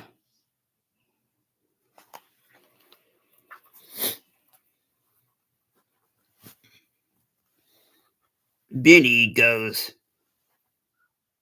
ah!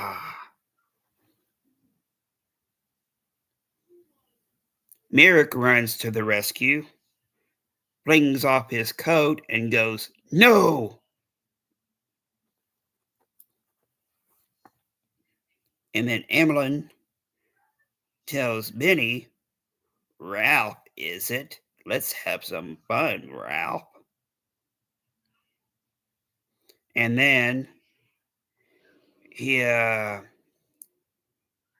Emmeline bites Benny, or sires him, and then Benny has a muffled. He is muffled because he's trying to speak, but he can't because he's muffled because Emmeline has his hand over his mouth. So it's like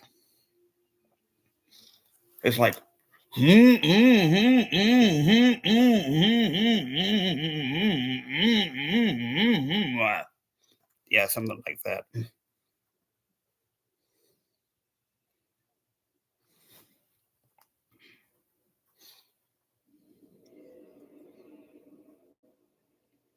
And then Emmeline tells Benny, "You're gonna love this."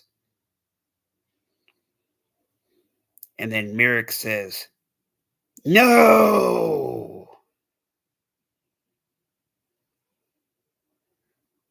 And then Emmeline flies off with Benny, and then Merrick goes, "Damn."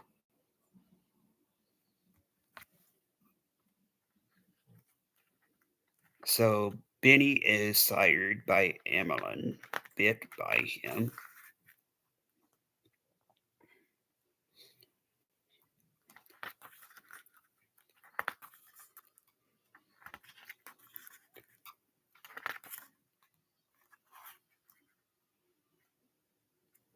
Let's see here. What page is this that I'm going to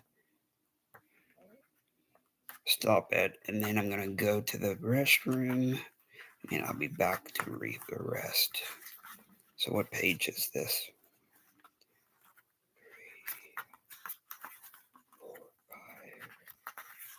6, 8, 10, 11, 12, 13, 14. Yeah, this is page 14. I'll be back, you all.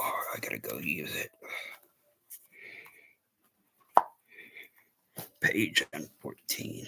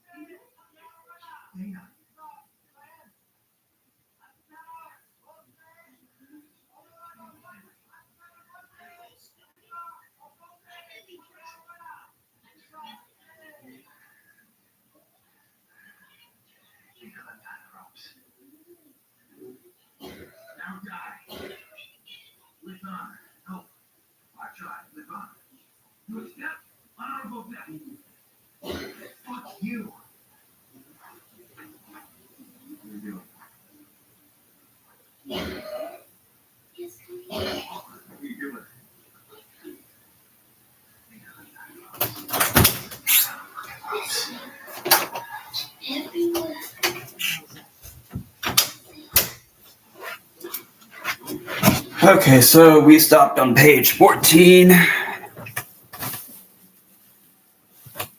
Oh, hey, 46G. Yeah, I'm reading part one of the Buffy origin um, story. It's part number 4 in the Buffy Chronology timeline series.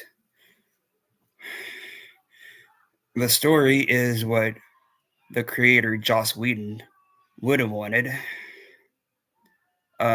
had it went that way instead of the so-called movie that they have now.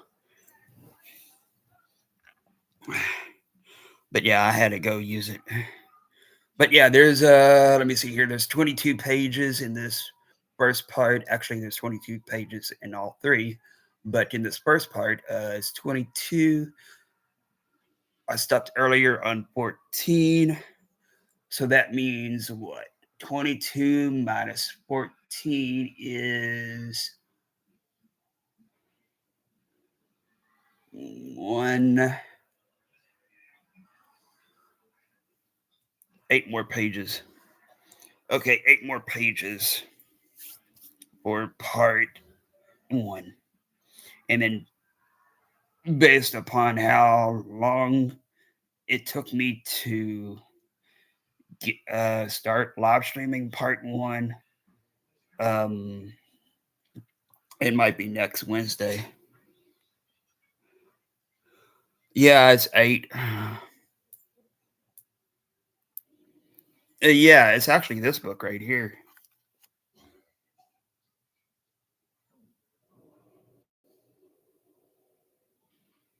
I've been showing the art before I read the people's parts.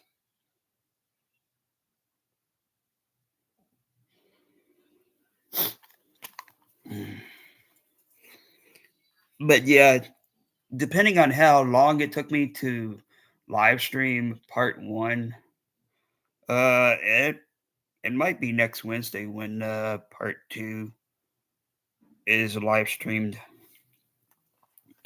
which that would be on the hell yeah. Part 2 would be on, let's see here, today's the 11th. What was the 11th? 12, 13, 14, 15, 16, 17, 18. So probably on the 18th will be when part two uh, is available.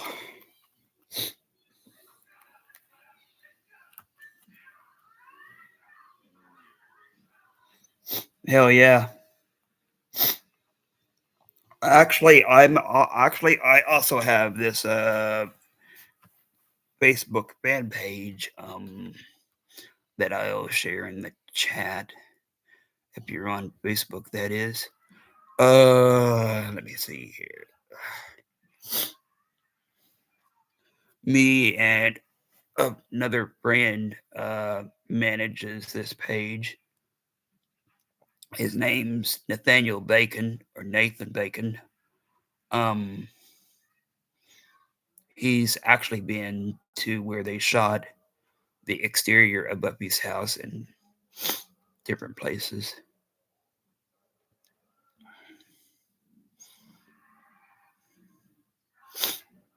But yeah, let me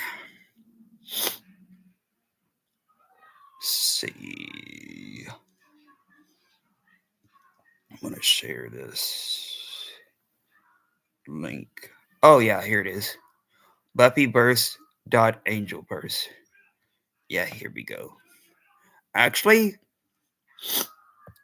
actually, my friend Nathan might have did this link, but yeah. Let me see here. But yeah, he and I manage this page. Lately, though, been doing uh, he's been doing theater rehearsals in Montreal. But yeah, this is the page anyway.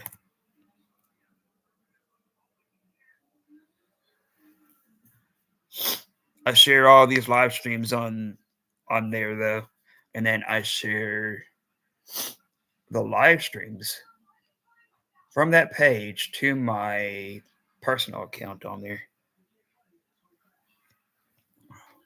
But yeah, that's what I do on there. Actually, I'm becoming more active on that page. I haven't used that page since 2013.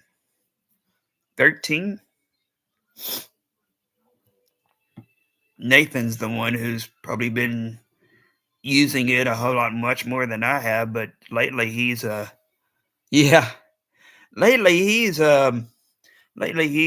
been busy with rehearsals of actually, what was it? It was a theater drama of let me see. He has been doing okay, here we go. Here we go. Um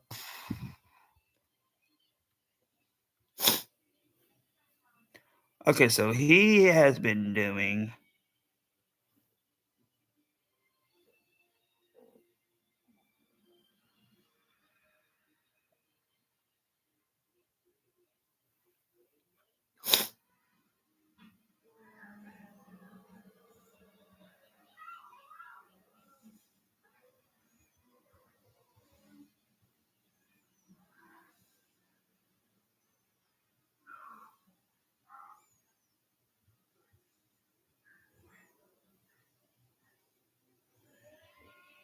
yeah, he also met Lucy Lawless from Xena.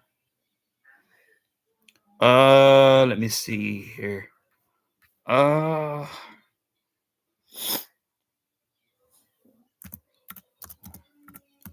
he has been doing something.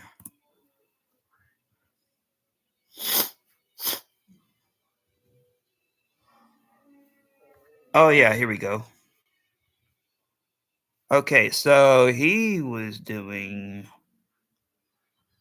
okay, so this was on May the 9th.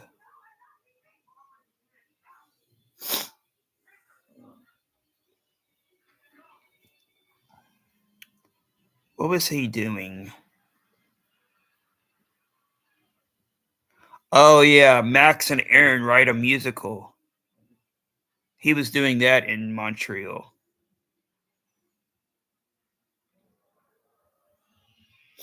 Yeah, that's what he's been doing. And he's been doing that at he's been doing that at where was it at? Oh yeah, the Seagal Center up there. That's June the 15th. That's actually that's 3 days away. So yeah, he's been pretty busy up there.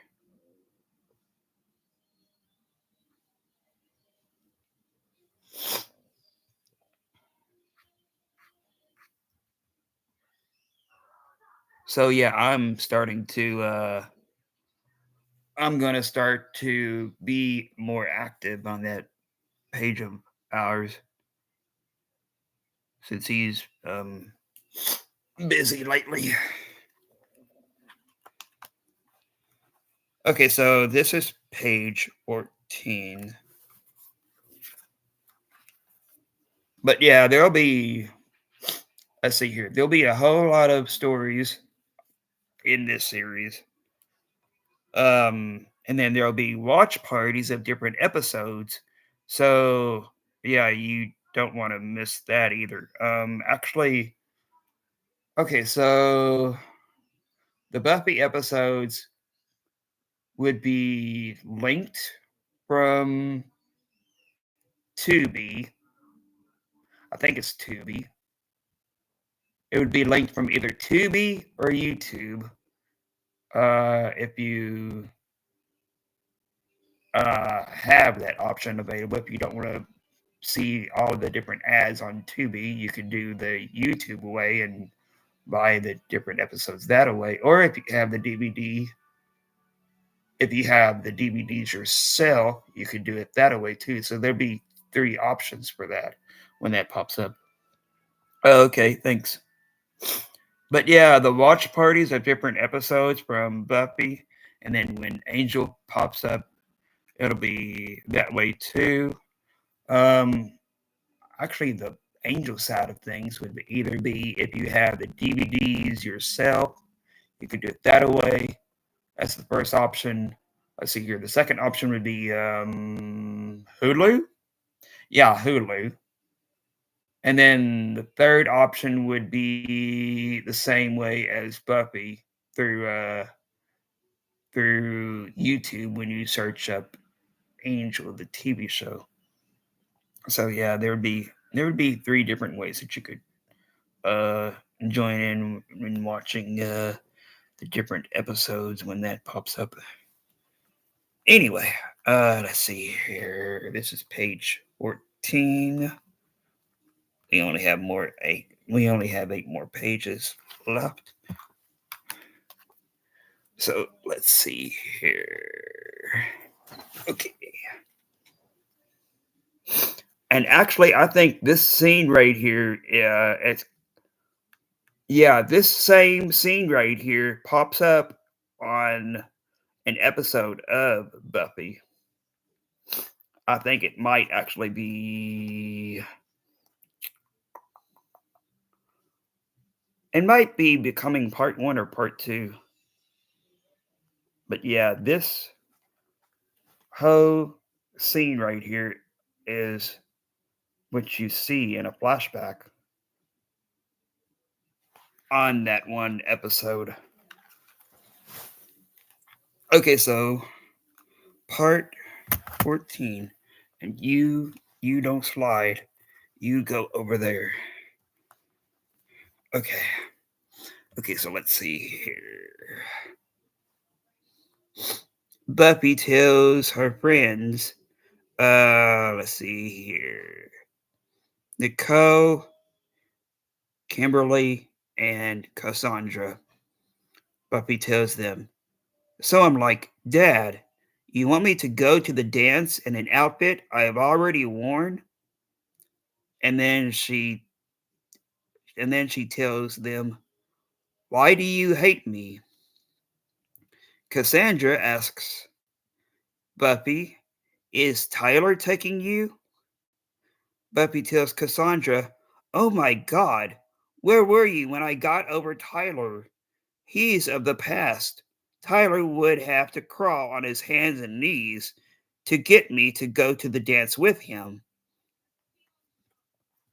So obviously, Cassandra is out of the loop because Tyler is possibly one of Buffy's ex boyfriends. And there's Merrick there off in the distance. Actually, he's right here. Yeah, he's right there. Let's see. Yeah, right here. He's over there.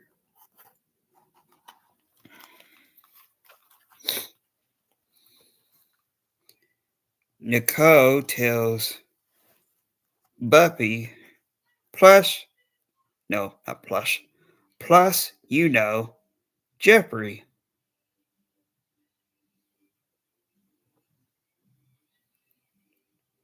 And then Kimberly tells both Buffy and Nicole, please, who'd pick Tyler over Jeffrey? Not this without a date for the dance girl. Buffy tells Kimberly, actually, I told Jeffrey I'd wait for practice to end, so I'm going to wait. And then Nicole and Cassandra are leaving, and I'm guessing Kimberly is too. And Nicole tells Buffy, bye, Buffy.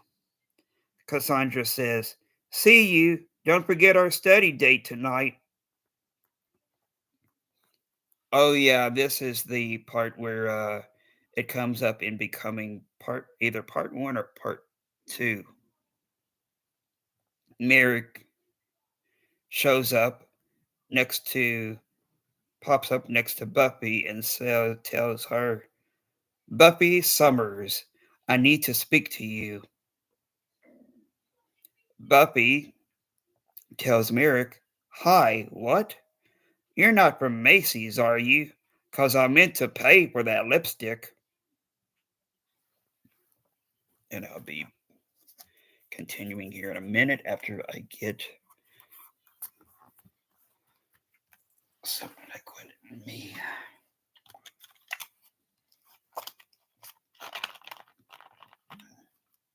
Oh.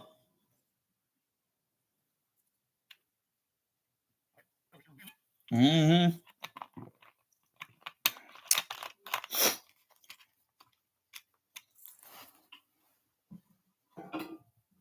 Uh-oh. Okay.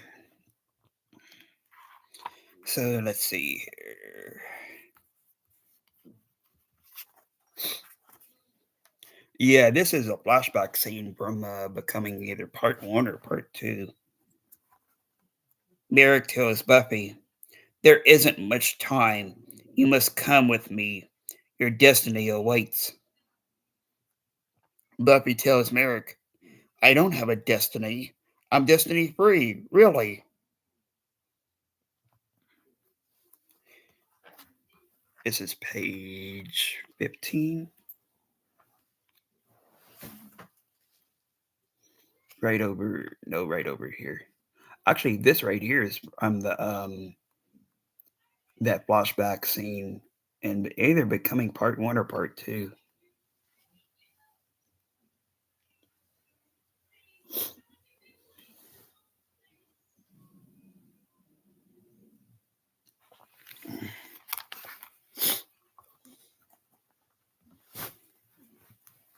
Merrick tells Buffy, yes, you have. You are the chosen one. You alone can stop them. Buffy is very confused. She asks him, who? Merrick tells her, the vampires. And then she looks at him for a minute in confusement. She's like, "What's this guy about? What's he on about?"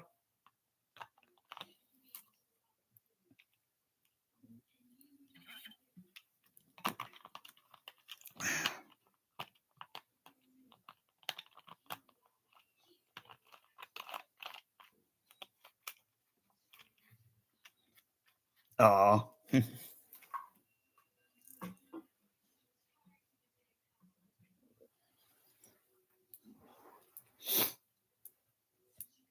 yeah, or somewhere public.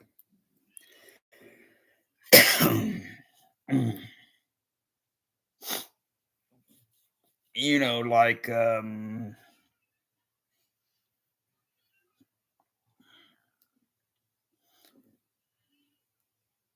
if it's off a grinder, pick a public place like the department store or a mall, Hot Topic, uh, the movie cinema, somewhere where there's a whole lot of people at. That's if you're not, what's the word? That is if you're not, uh, what? What am I trying to say here? That is if you're not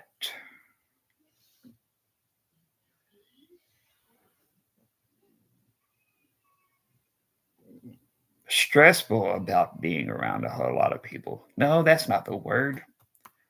What is it? Your stress level flies through the roof if you're around a whole lot of people. No, that's not it. That's not it. If you're shit, what's that word? If you're not, what is that word? That is if you don't have a thing about being around a whole lot of people. Anxiety, yeah.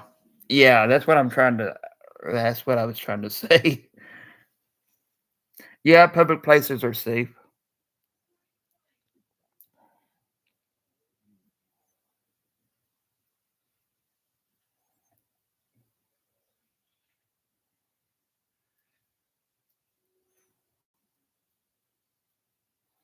Yeah, try to be somewhere where you have where there's not you and that person by yourself.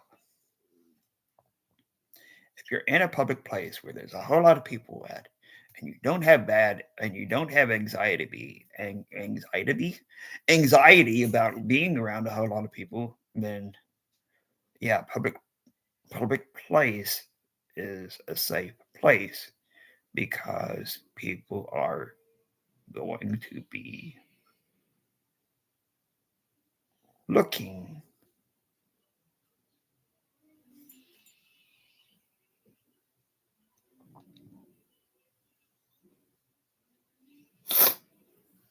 But yeah, either like the mall or well, that's if you do have a mall. Actually, I don't know if you do wherever you're at. Um, Either that or some kind of store, or the movie cinema could be good too.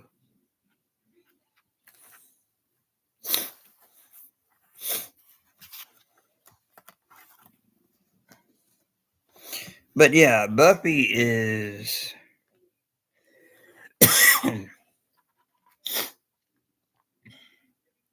looking at Merrick in confusement, and Buffy goes, "Huh?" Actually, I think she does that in that flashback scene.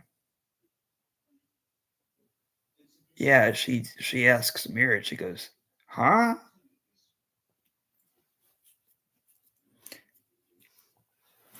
You're welcome. Merrick tells Buffy, "My name is Merrick. I was sent to find you some time ago, but there were complications. You should have been taught, prepared. Now you must come with me to the cemetery while there's still time."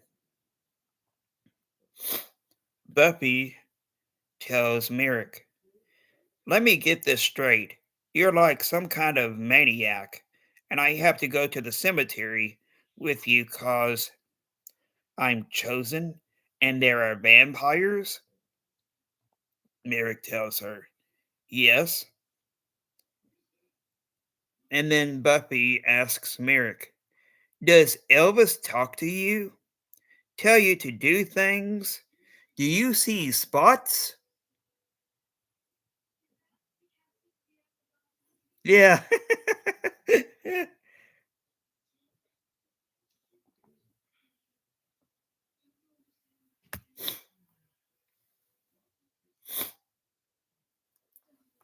So yeah, I think this is page 15 right here.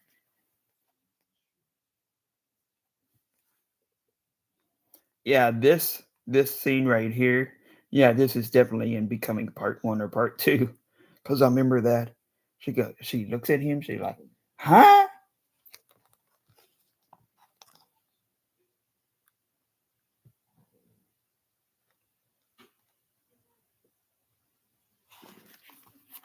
Yeah, she asks him, she's like, "Does Elvis talk to you?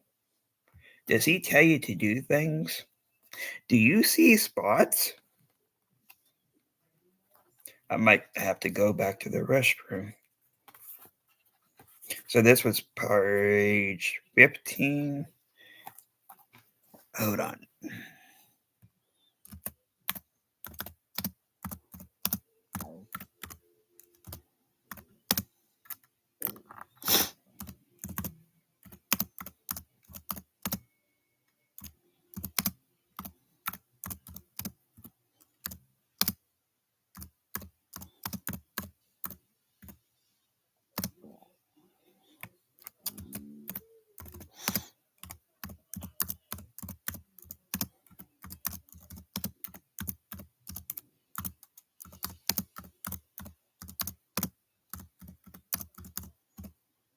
Oops. Oops. There we go. Okay, so it'd be 7 pages left. I'll be back. You.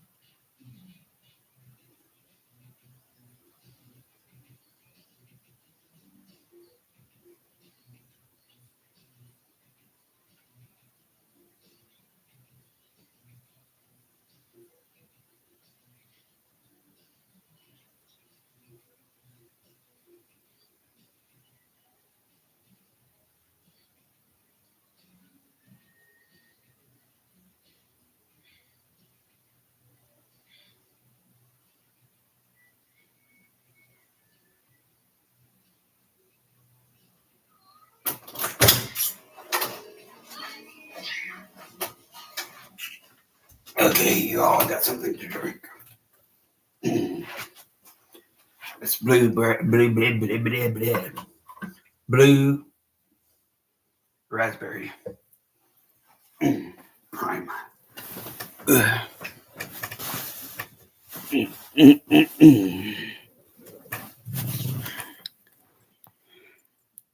There's a thunderstorm.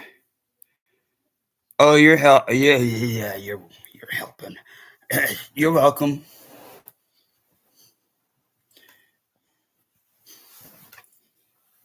Okay, let's see here.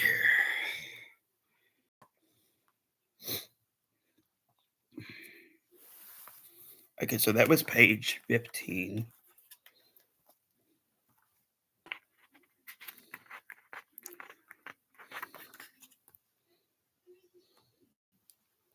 This is page 16, right over here.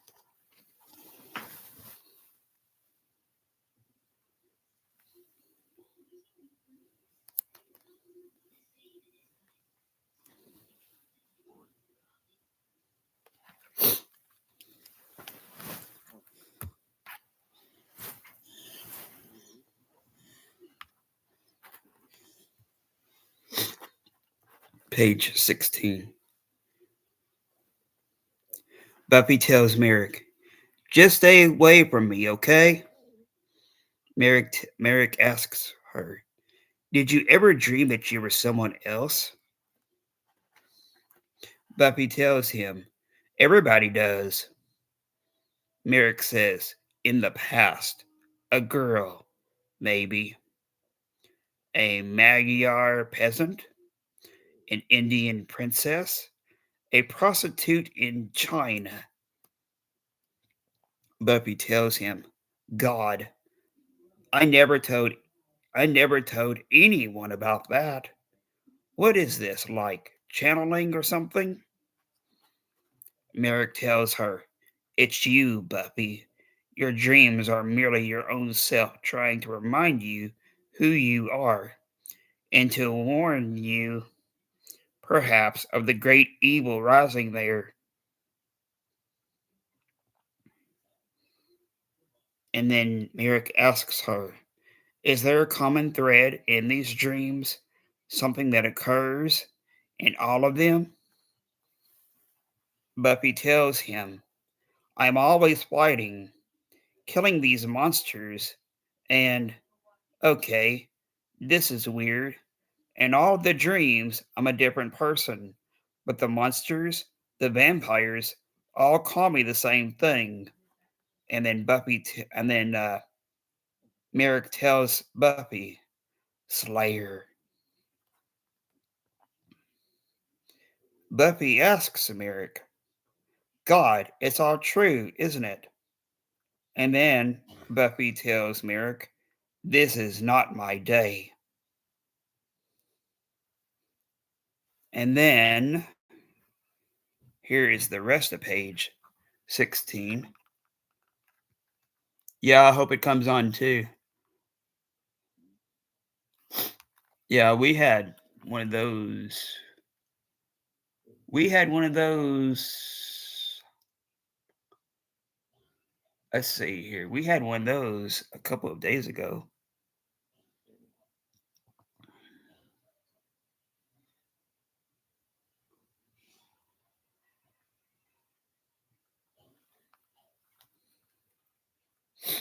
Here's the rest of page 16.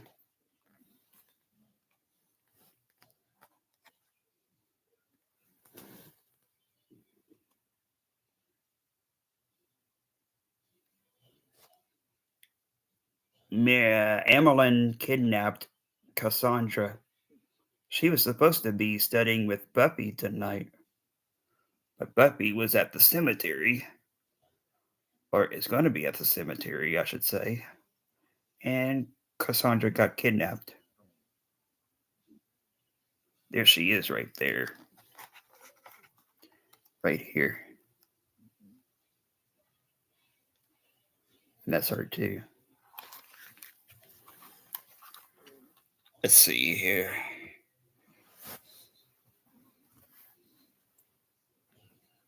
Cassandra wakes up in Lothos's lair, and Emmeline asks Cassandra, sleep well? And Cassandra asks both Lothos and Emmeline, what do you want? What are you? And then Lothos asks Cassandra, are we so strange? So alien to you? I've seen this culture, the greed, the waste. It's heartwarming. And then Lothos also tells her, the perfect place to spread my empire. And then Lothos also tells her or asks her, what are we? We are man, perfected. We exist to consume.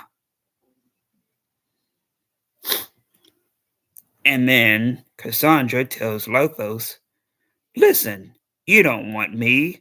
You want bodies. I'll help you. I swear to God. And then Lothos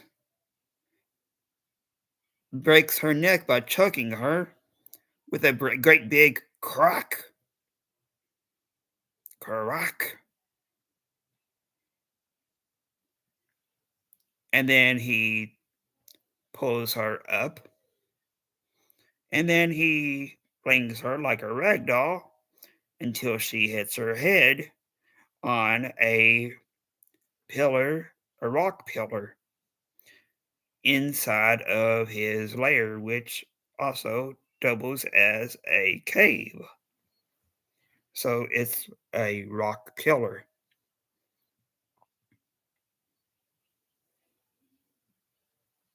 And then he knocks her out by doing that. And in the process, with her, with him breaking her neck, that's an obvious kill. And he just flings her like she's nothing against the rock pillar that's inside of his lair slash cave. He's like, he, she's like right here, and then she goes, and then he pulls her up off of her feet, pulls her upside down, and then flings her to the rock pillar, and then her head. Of course, she is not alive by that time but he flings her to the rock pillar, and then she hits her head. But she is dead at that time because you know if you yeah when you yeah when the neck is broken and that's it, that's is it. Uh, the person is no longer alive with a because their neck is broken. When their neck is broken, they're no longer alive. They go and then he just flings her to the rock pillar. So yeah, she's dead by that time. Yeah, she's definitely dead by that time.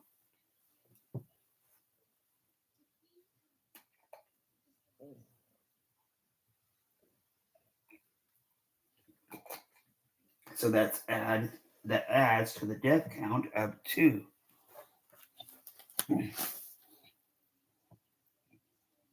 And I don't know what the hell that is. But yeah, let me see here. Okay, so the definite deaths that has happened so far in this story is the unknown vamp, which was staked by the barmaid slayer. The barmaid slayer was killed by Lothos in that flashback in Europe. So that's two of them. Let me see here. Cassandra was killed by Lothos because he went and when a neck goes yeah, yeah, that's a definite kill. So yeah, that's number three. So there's three right now. Uh,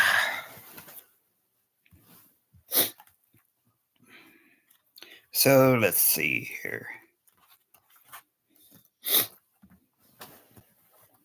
Lothos tells Cassandra, even though she's dead, he tells her, I do wish you wouldn't mention him.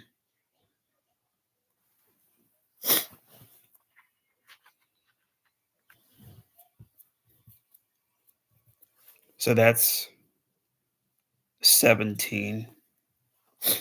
Actually, I'll show you what page 17 looks like. That is a whole page right there.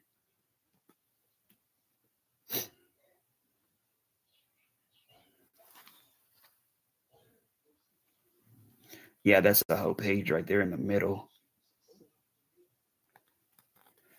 And then she's right there. He breaks her neck, and then he flings her up against a rock pillar nearby. And then he goes, I so do wish you wouldn't mention him. As to which, yeah, she was talking about God, swearing to God. I do wish you wouldn't mention him. So, yeah, that's page 17.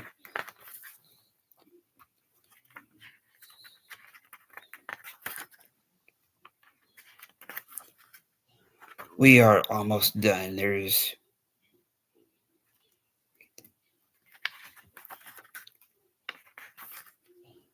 5 more pages left. Let's see here. Okay, so this is page 18.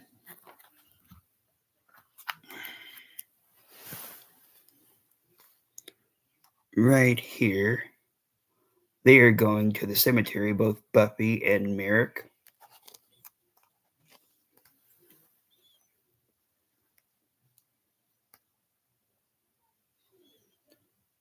Robert Berman, God is at his heels, born in 1972, died in 1990. Yeah, 90.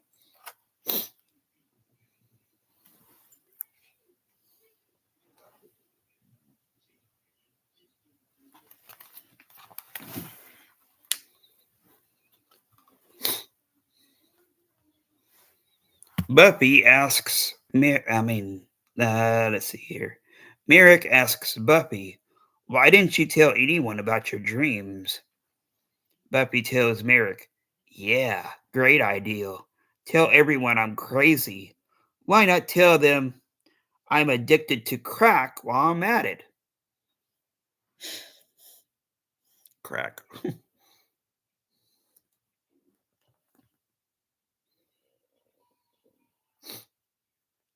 Buffy tells Merrick, I can't believe I flaked on Cassandra like that. To follow you into a graveyard to hunt vampires. Merrick tells Buffy, it's right around here. Buffy tells Merrick, this is so mental. Yeah, Robert Berman, 1972 to 1990. God is at his heels. Merrick tells Buffy, Robert Berman was killed. Hmm. Robert Berman was killed 6 years ago. His body was found out by the canal. Merrick also tells Buffy there was extensive tissue damage, tearing at his neck and shoulders. The coroners chalked it off to a dog attack. Buffy tells Merrick, that's pleasant. Now, what do we do? Oh yeah, that's the cross and the stake that I was talking about. Yeah, yeah. Here's the cross and both the cross and the stake.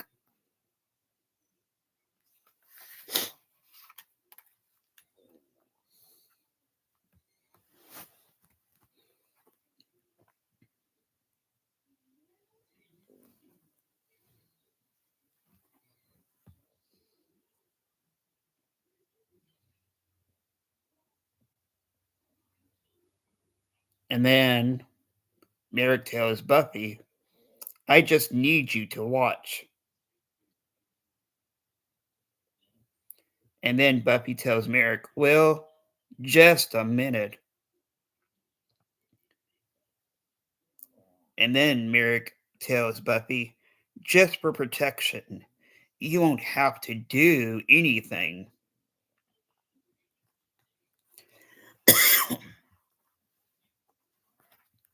So yeah, here we are down here. This is 18.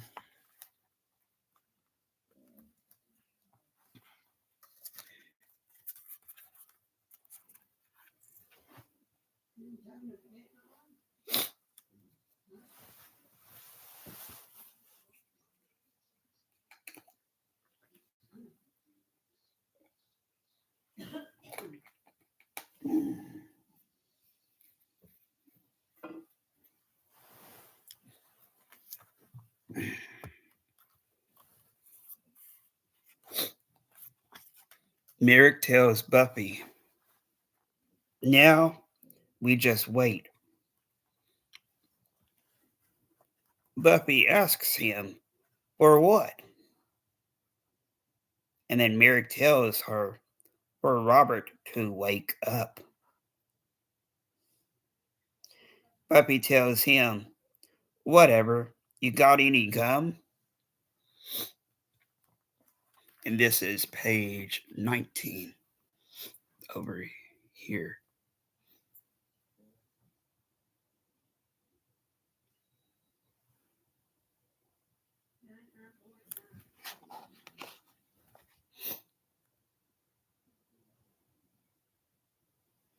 So yeah, this something like this would have been in that movie had it went this way, with the claws coming out instead of whatever the fuck that was. This would have been great to have seen on that movie had that movie went this way instead of what they went with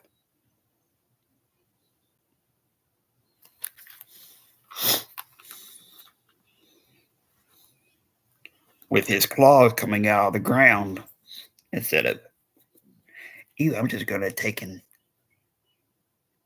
pop up out of the ground without claws or anything. And actually, yeah, that's a bat. There's two or three bats right over here.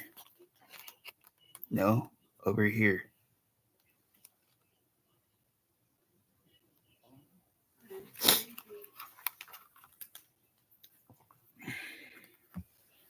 But yeah, let me see here.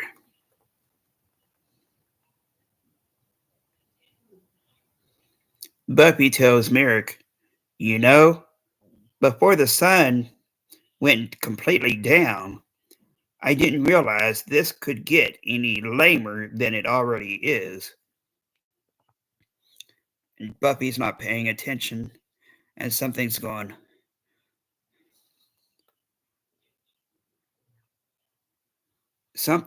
going, uh.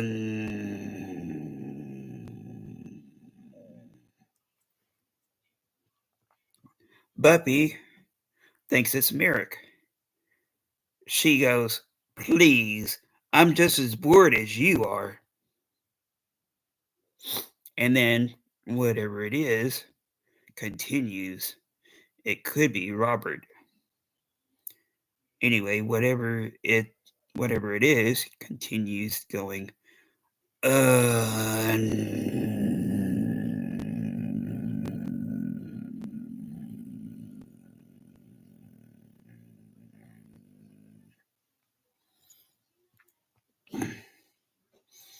And then Buffy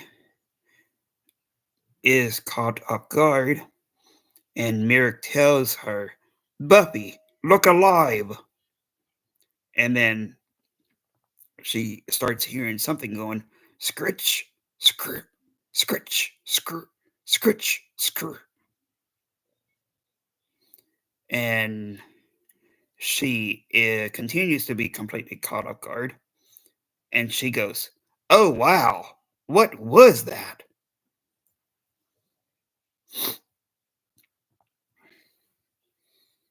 And Buffy, let's see here, Merrick tells Buffy, witness, Buffy, the dead, now undead.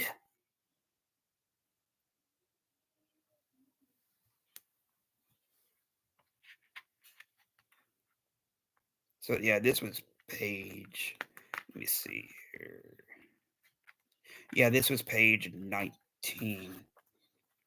Yeah, this was page 19 right here, where he's crawling up, digging his way out of the ground. Robert is. Mr. Berman is. He's digging his way, crawling out of the ground.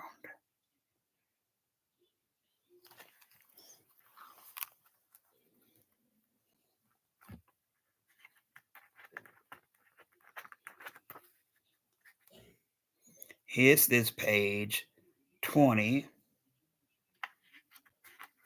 We are almost done. This is page 20 right here. This is what Robert Berman should have been looking like instead of what they had him looking like in the so called movie. This is what he really should have been looking like instead of just a plain Jane guy with fangs. You know, Stevie, they could have done something like this. Hell, I know it wasn't CGI because they didn't have CGI back then to make the things go poof. But yeah, they could have done something like that. They could have had claws on him. They could have they could have had brows on him.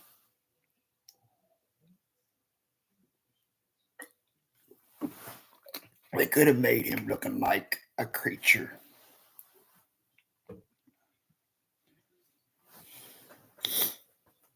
But no, they have a plain guy. He jumps up, he pops up out of the ground.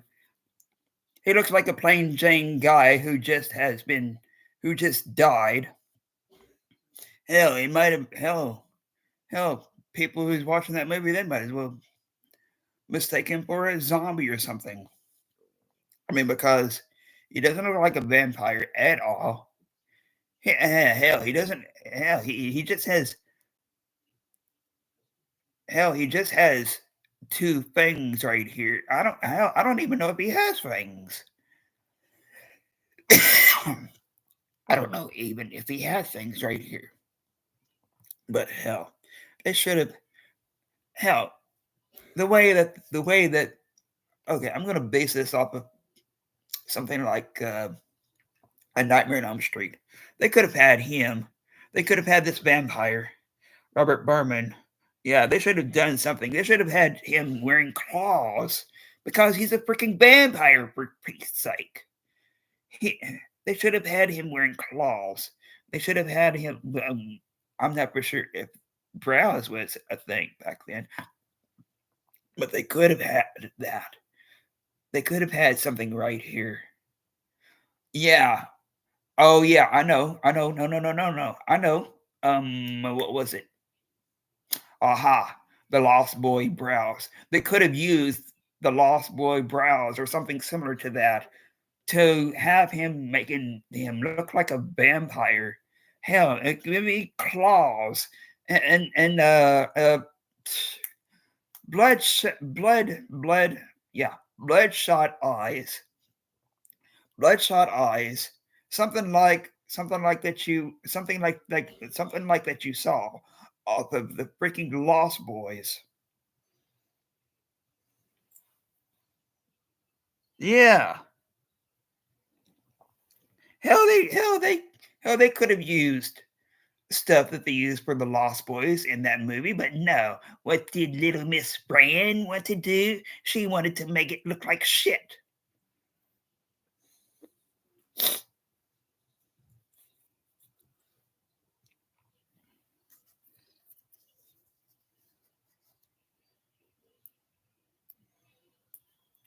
Actually, I'm gonna message her after this live stream, either on Instagram or somewhere.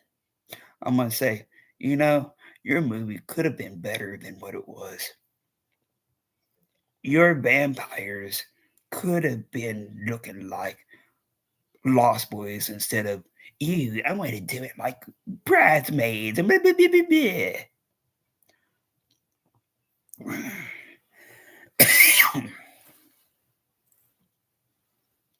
That's what I'm going to do sometime tonight.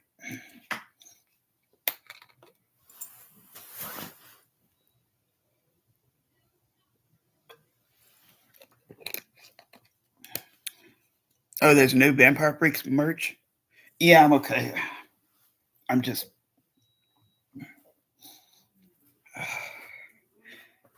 choking.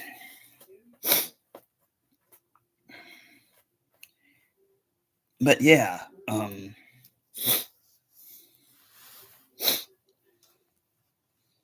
anyway, they they could have had him looking like this. Or like from the Lost Boys.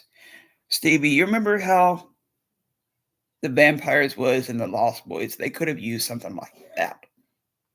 But no, what did little Miss Fran want to do? She wanted to make him look like shit. She wanted to make him look like normal people. And hell, I hear Seth Green was in that in a cameo, but could you recognize him? No. Probably because it was a little, very, very, very little cameo. Yeah, she could have used that. She could have used vampires from the Lost Boys. Yeah, just a bunch of poo poo movie. Yeah, I'm gonna message her. I'm gonna message her sometime tonight. Anyway, this is page 20, and this is what Robert Berman should have been looking like.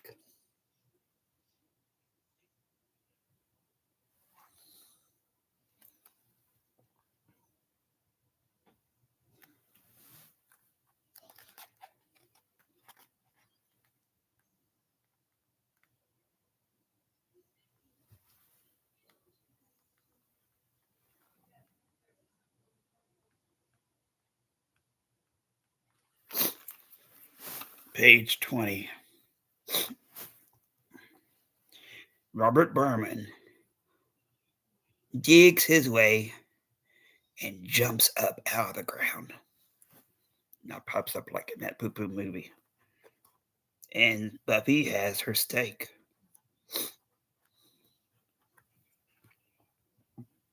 Merrick also has a steak, and he's right behind Robert.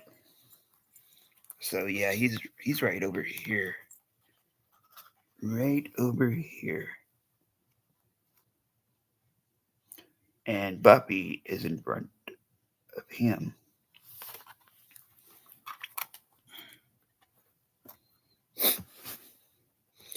And there is an unknown female vamp that is trying to grab Buffy.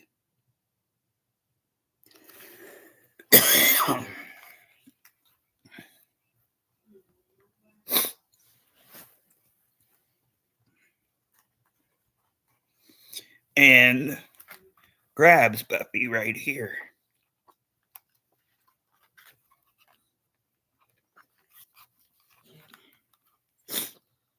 Right here.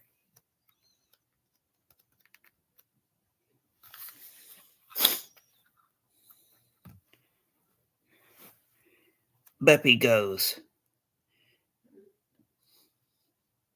Buffy goes. Ah! Oh my god, get it off of me.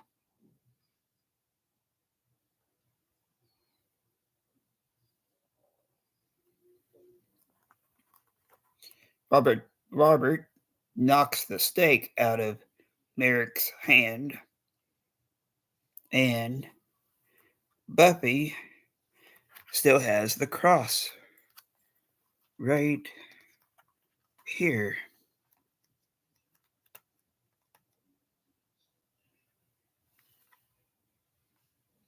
And the woman is still grabbing onto Buffy.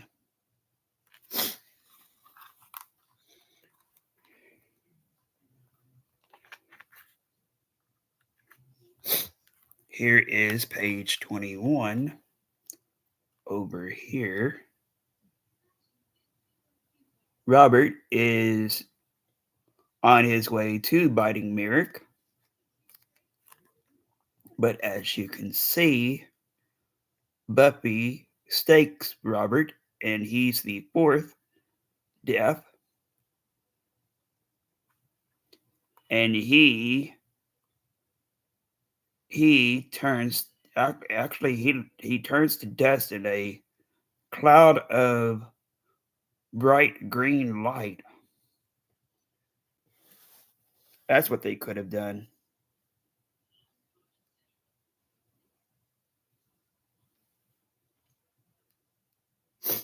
And the unknown female vamp also gets staked by Buffy.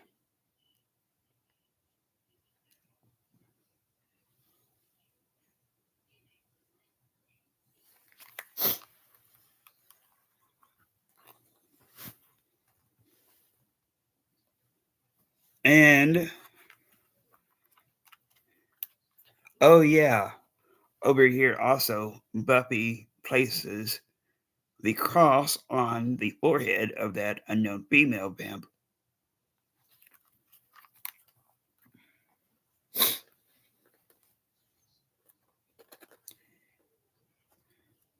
Buffy tells the unknown female vamp, "You're invading my personal bubble." And then the unknown female vamp goes, "Yarg."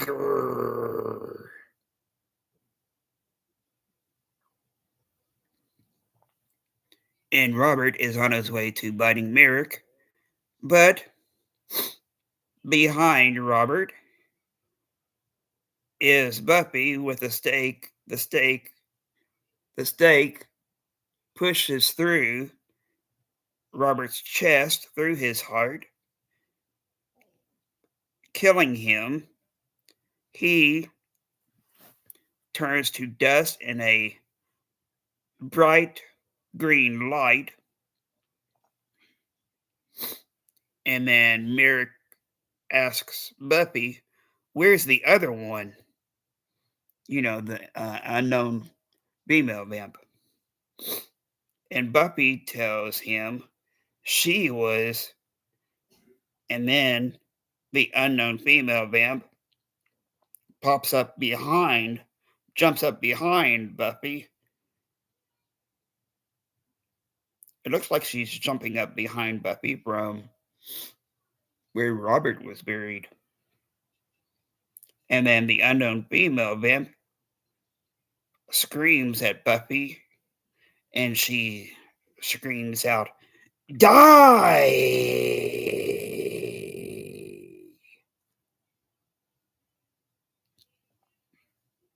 So Buffy stakes the unknown female vamp, killing her too. So that's 5 deaths. And let's see here. Yeah, we are on almost on the last page.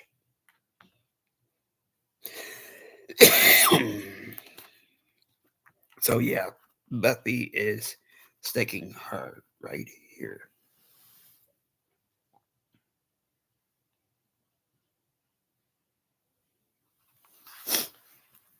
And then hold on a minute, you all. So that's both of the vampires killed for the night.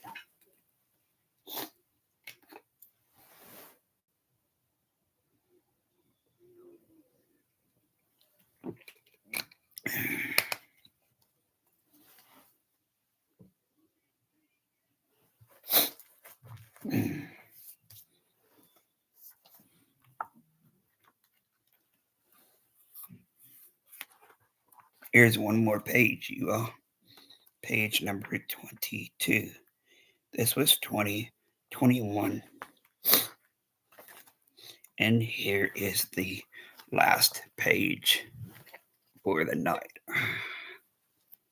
Over here. So Merrick takes Buffy back home.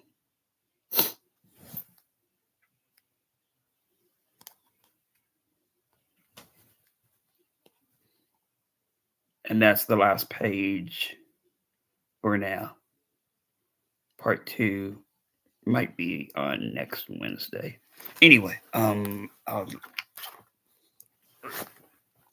read what they what happens. Let's see here. Merrick tells Buffy, "Go to school tomorrow. Try to act normal. Don't talk about any of this to anyone." Merrick also tells Buffy, "This is important. When the vampires find out who you are, you won't be hunting them anymore." Buffy tells Merrick, "I get it." Merrick tells Buffy, Buffy tells Merrick, "I get it." Merrick tells Buffy also, "Meet me at this address after school." Buffy tells Merrick, "I have cheerleading practice though." Merrick tells Buffy, "Skip it." Buffy tells Merrick, "Merrick, can't come in, right? Unless you invite them. Is that true?"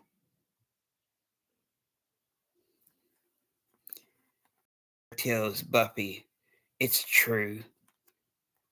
Merrick also tells Buffy, "Now, get some sleep, Slayer."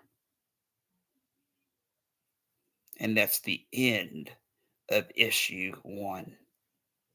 Or that's the end of part one for now.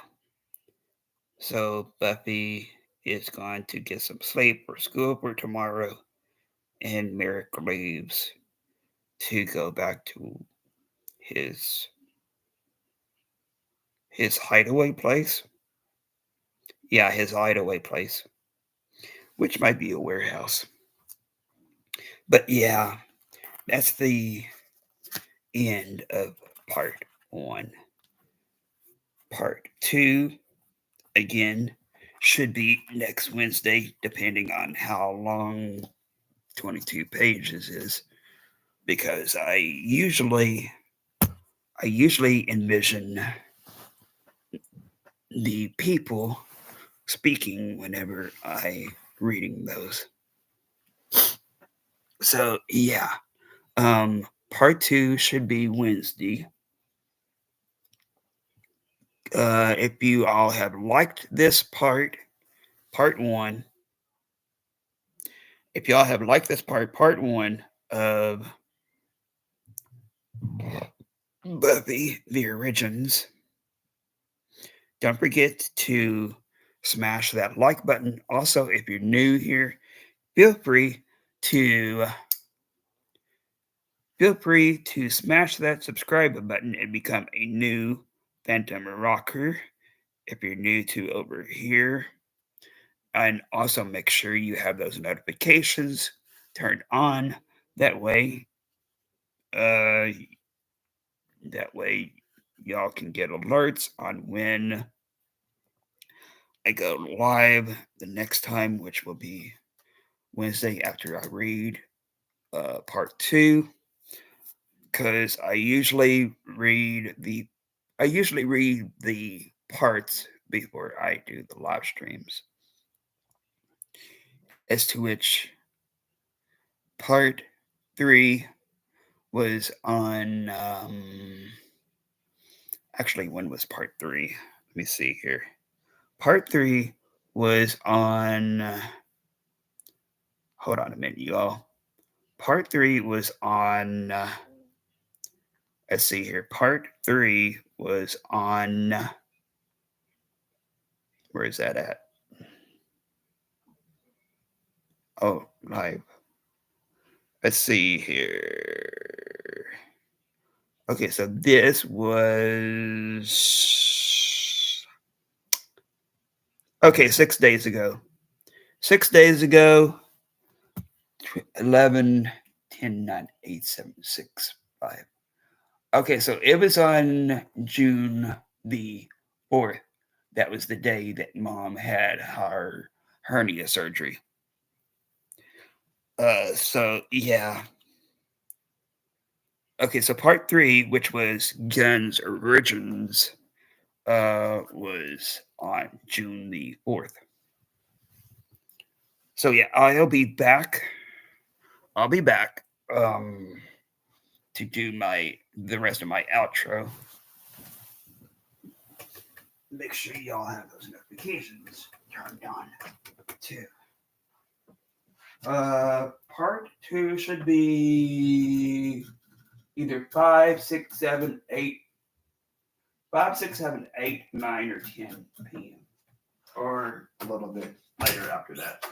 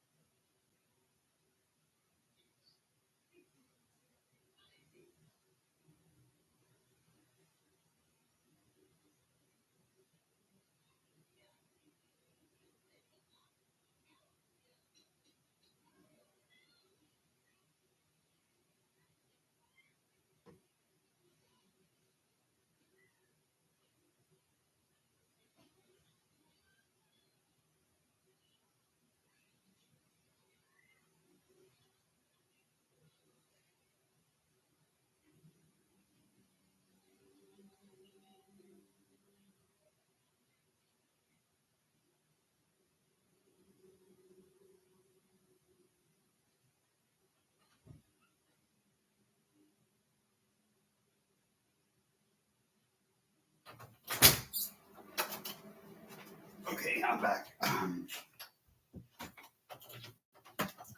need to block that. What am I doing?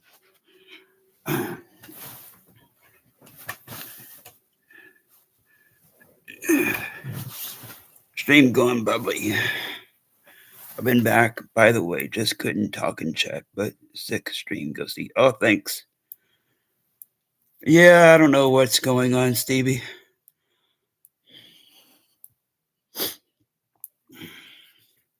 But yeah, that was part one.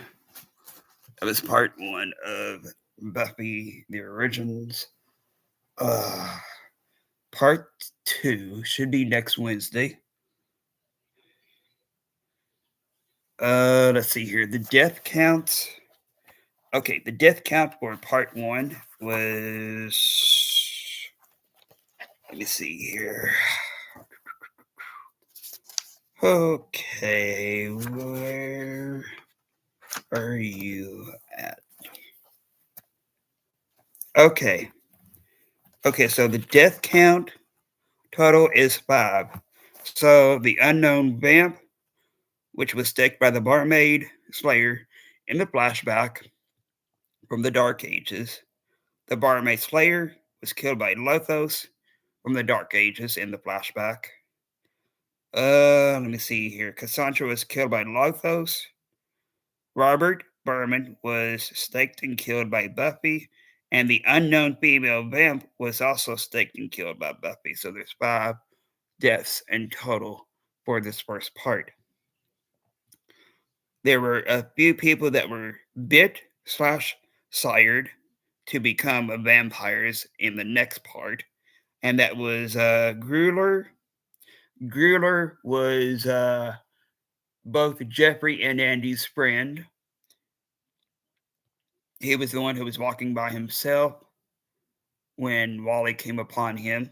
I don't think Wally was in that so-called movie, though. I think that was Emmeline. Yeah, that was Emmeline.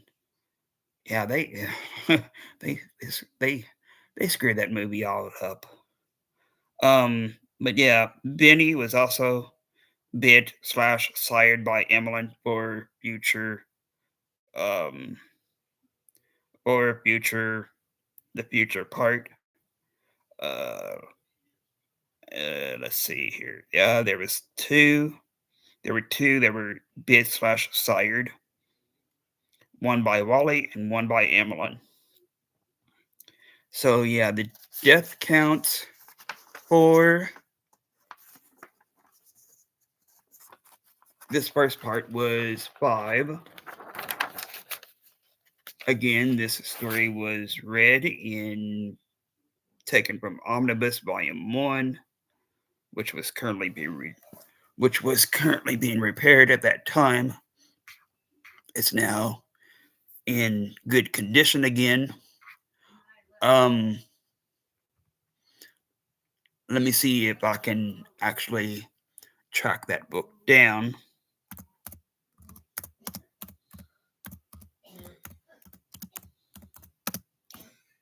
I'm going to see if I can track this book down for you all. Okay, so here we go. Yeah, here we go.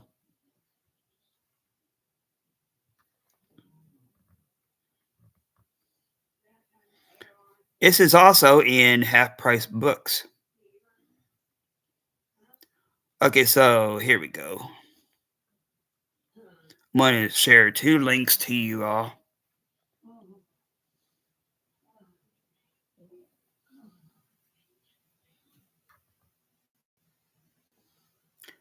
This is from Bridge City Media.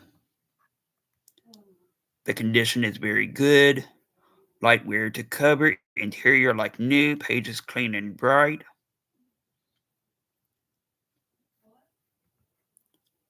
Share.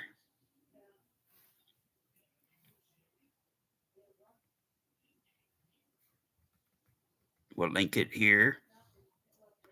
Okay, so there's two links that I can share to you all. Here's the first one.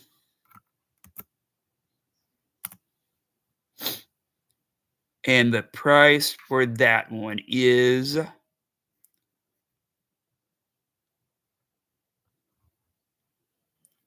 keep in mind though, this seller does not accept returns. Although it's very good, the condition is very good of this book. of this book. Um it's $25. You can do a free 2 to 4 day delivery. It's from Portland, Oregon. Let's see here. Is there a shipping is free, I think. This is for $25. I'll type this in the chat.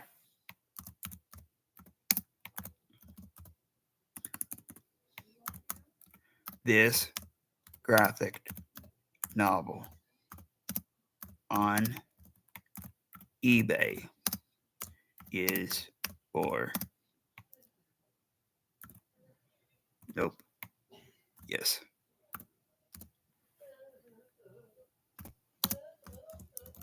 Free shipping.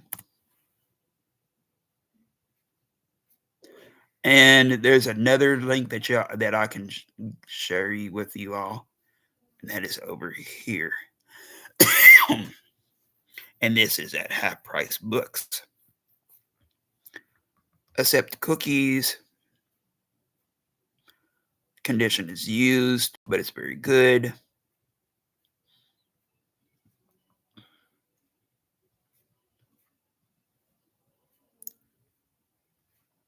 There are no customer reviews though. Um, I'll share this link. Hold on a minute, you all. This crazy thing is going crazy. Why are you doing that? I didn't tell you to do that.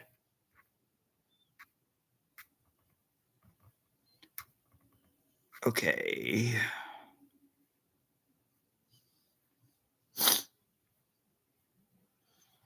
Where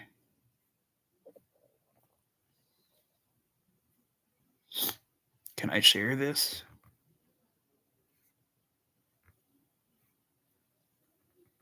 Where are you at? Copy link. Let's see here. Ah, shit. No, no, no, no, no, no, no, no, no, no.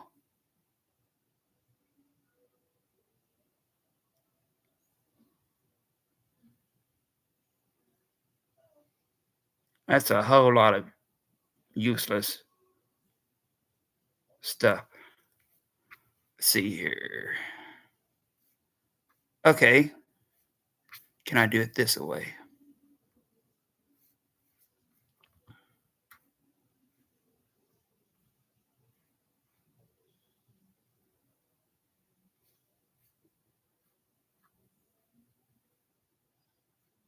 How can you share this?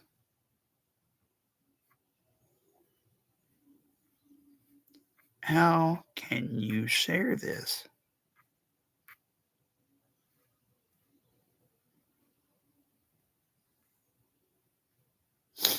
There's only 2 left for this one, though. Um,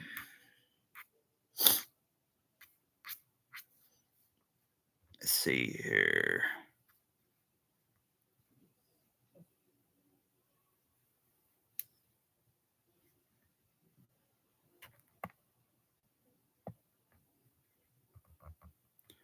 Okay, copy link address.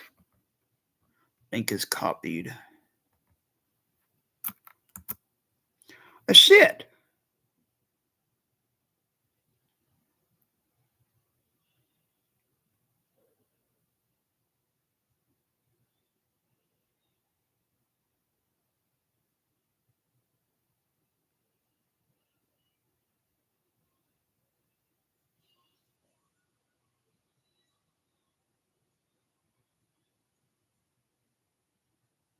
Let me see here.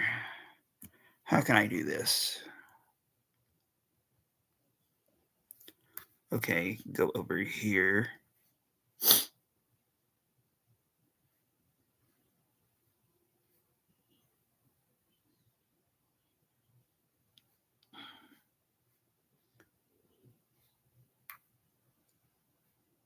hpb.com/.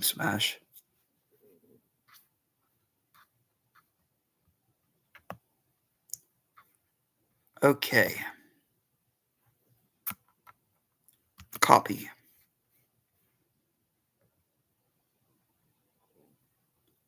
Okay, there we go.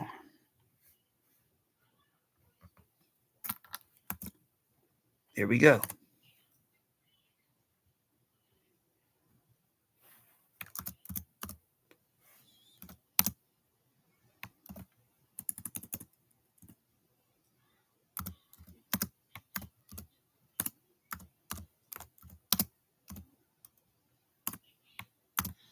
The price here is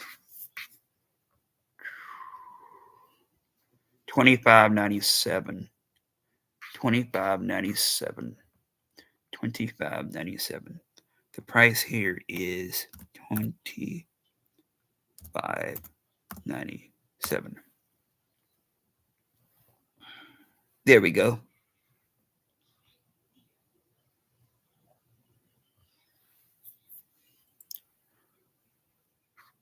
Yeah, that, and I'll also share with you all that link again. Let me see here. Facebook.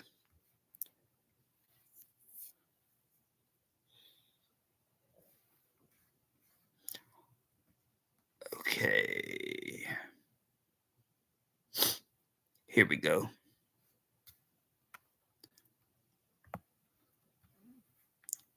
We'll do this, copy this, and then do it right here.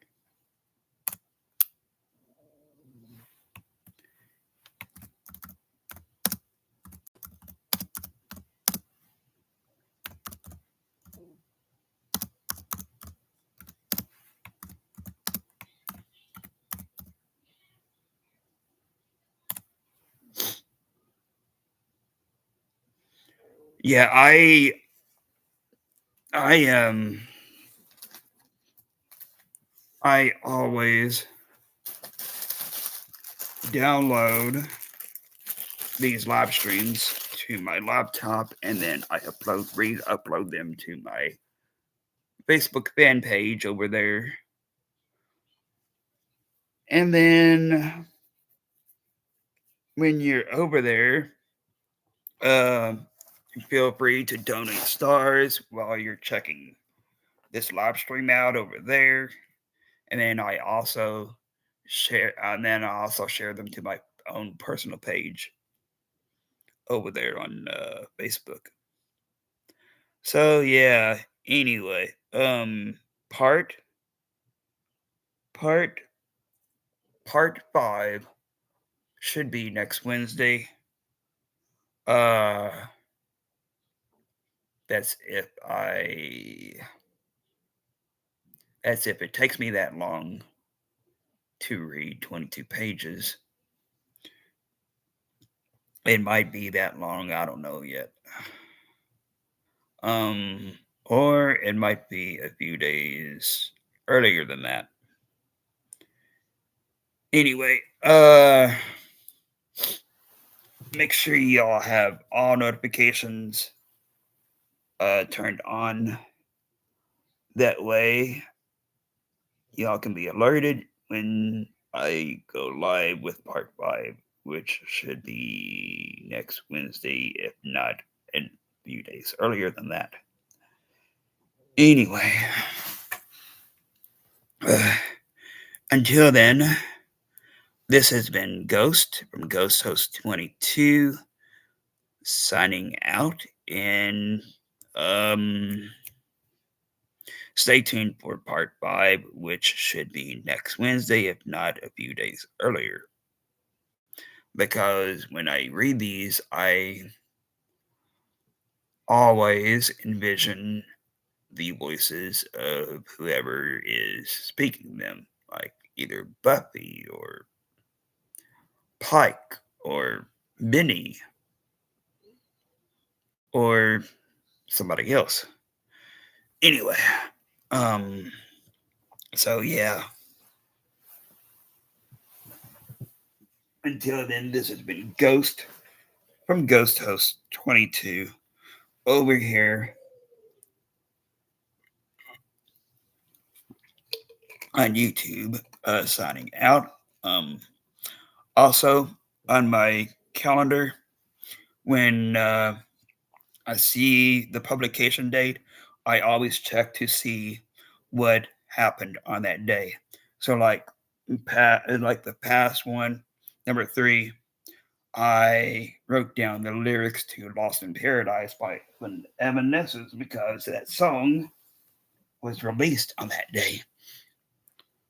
Much like uh, much like this one was part 4, where I wrote down how old Stevie's grandfather was, and I wrote down the names of the episodes of Dawson's Creek and Charmed on that day, which was high risk behavior for Dawson and Wicca Envy for Charmed. So, yeah.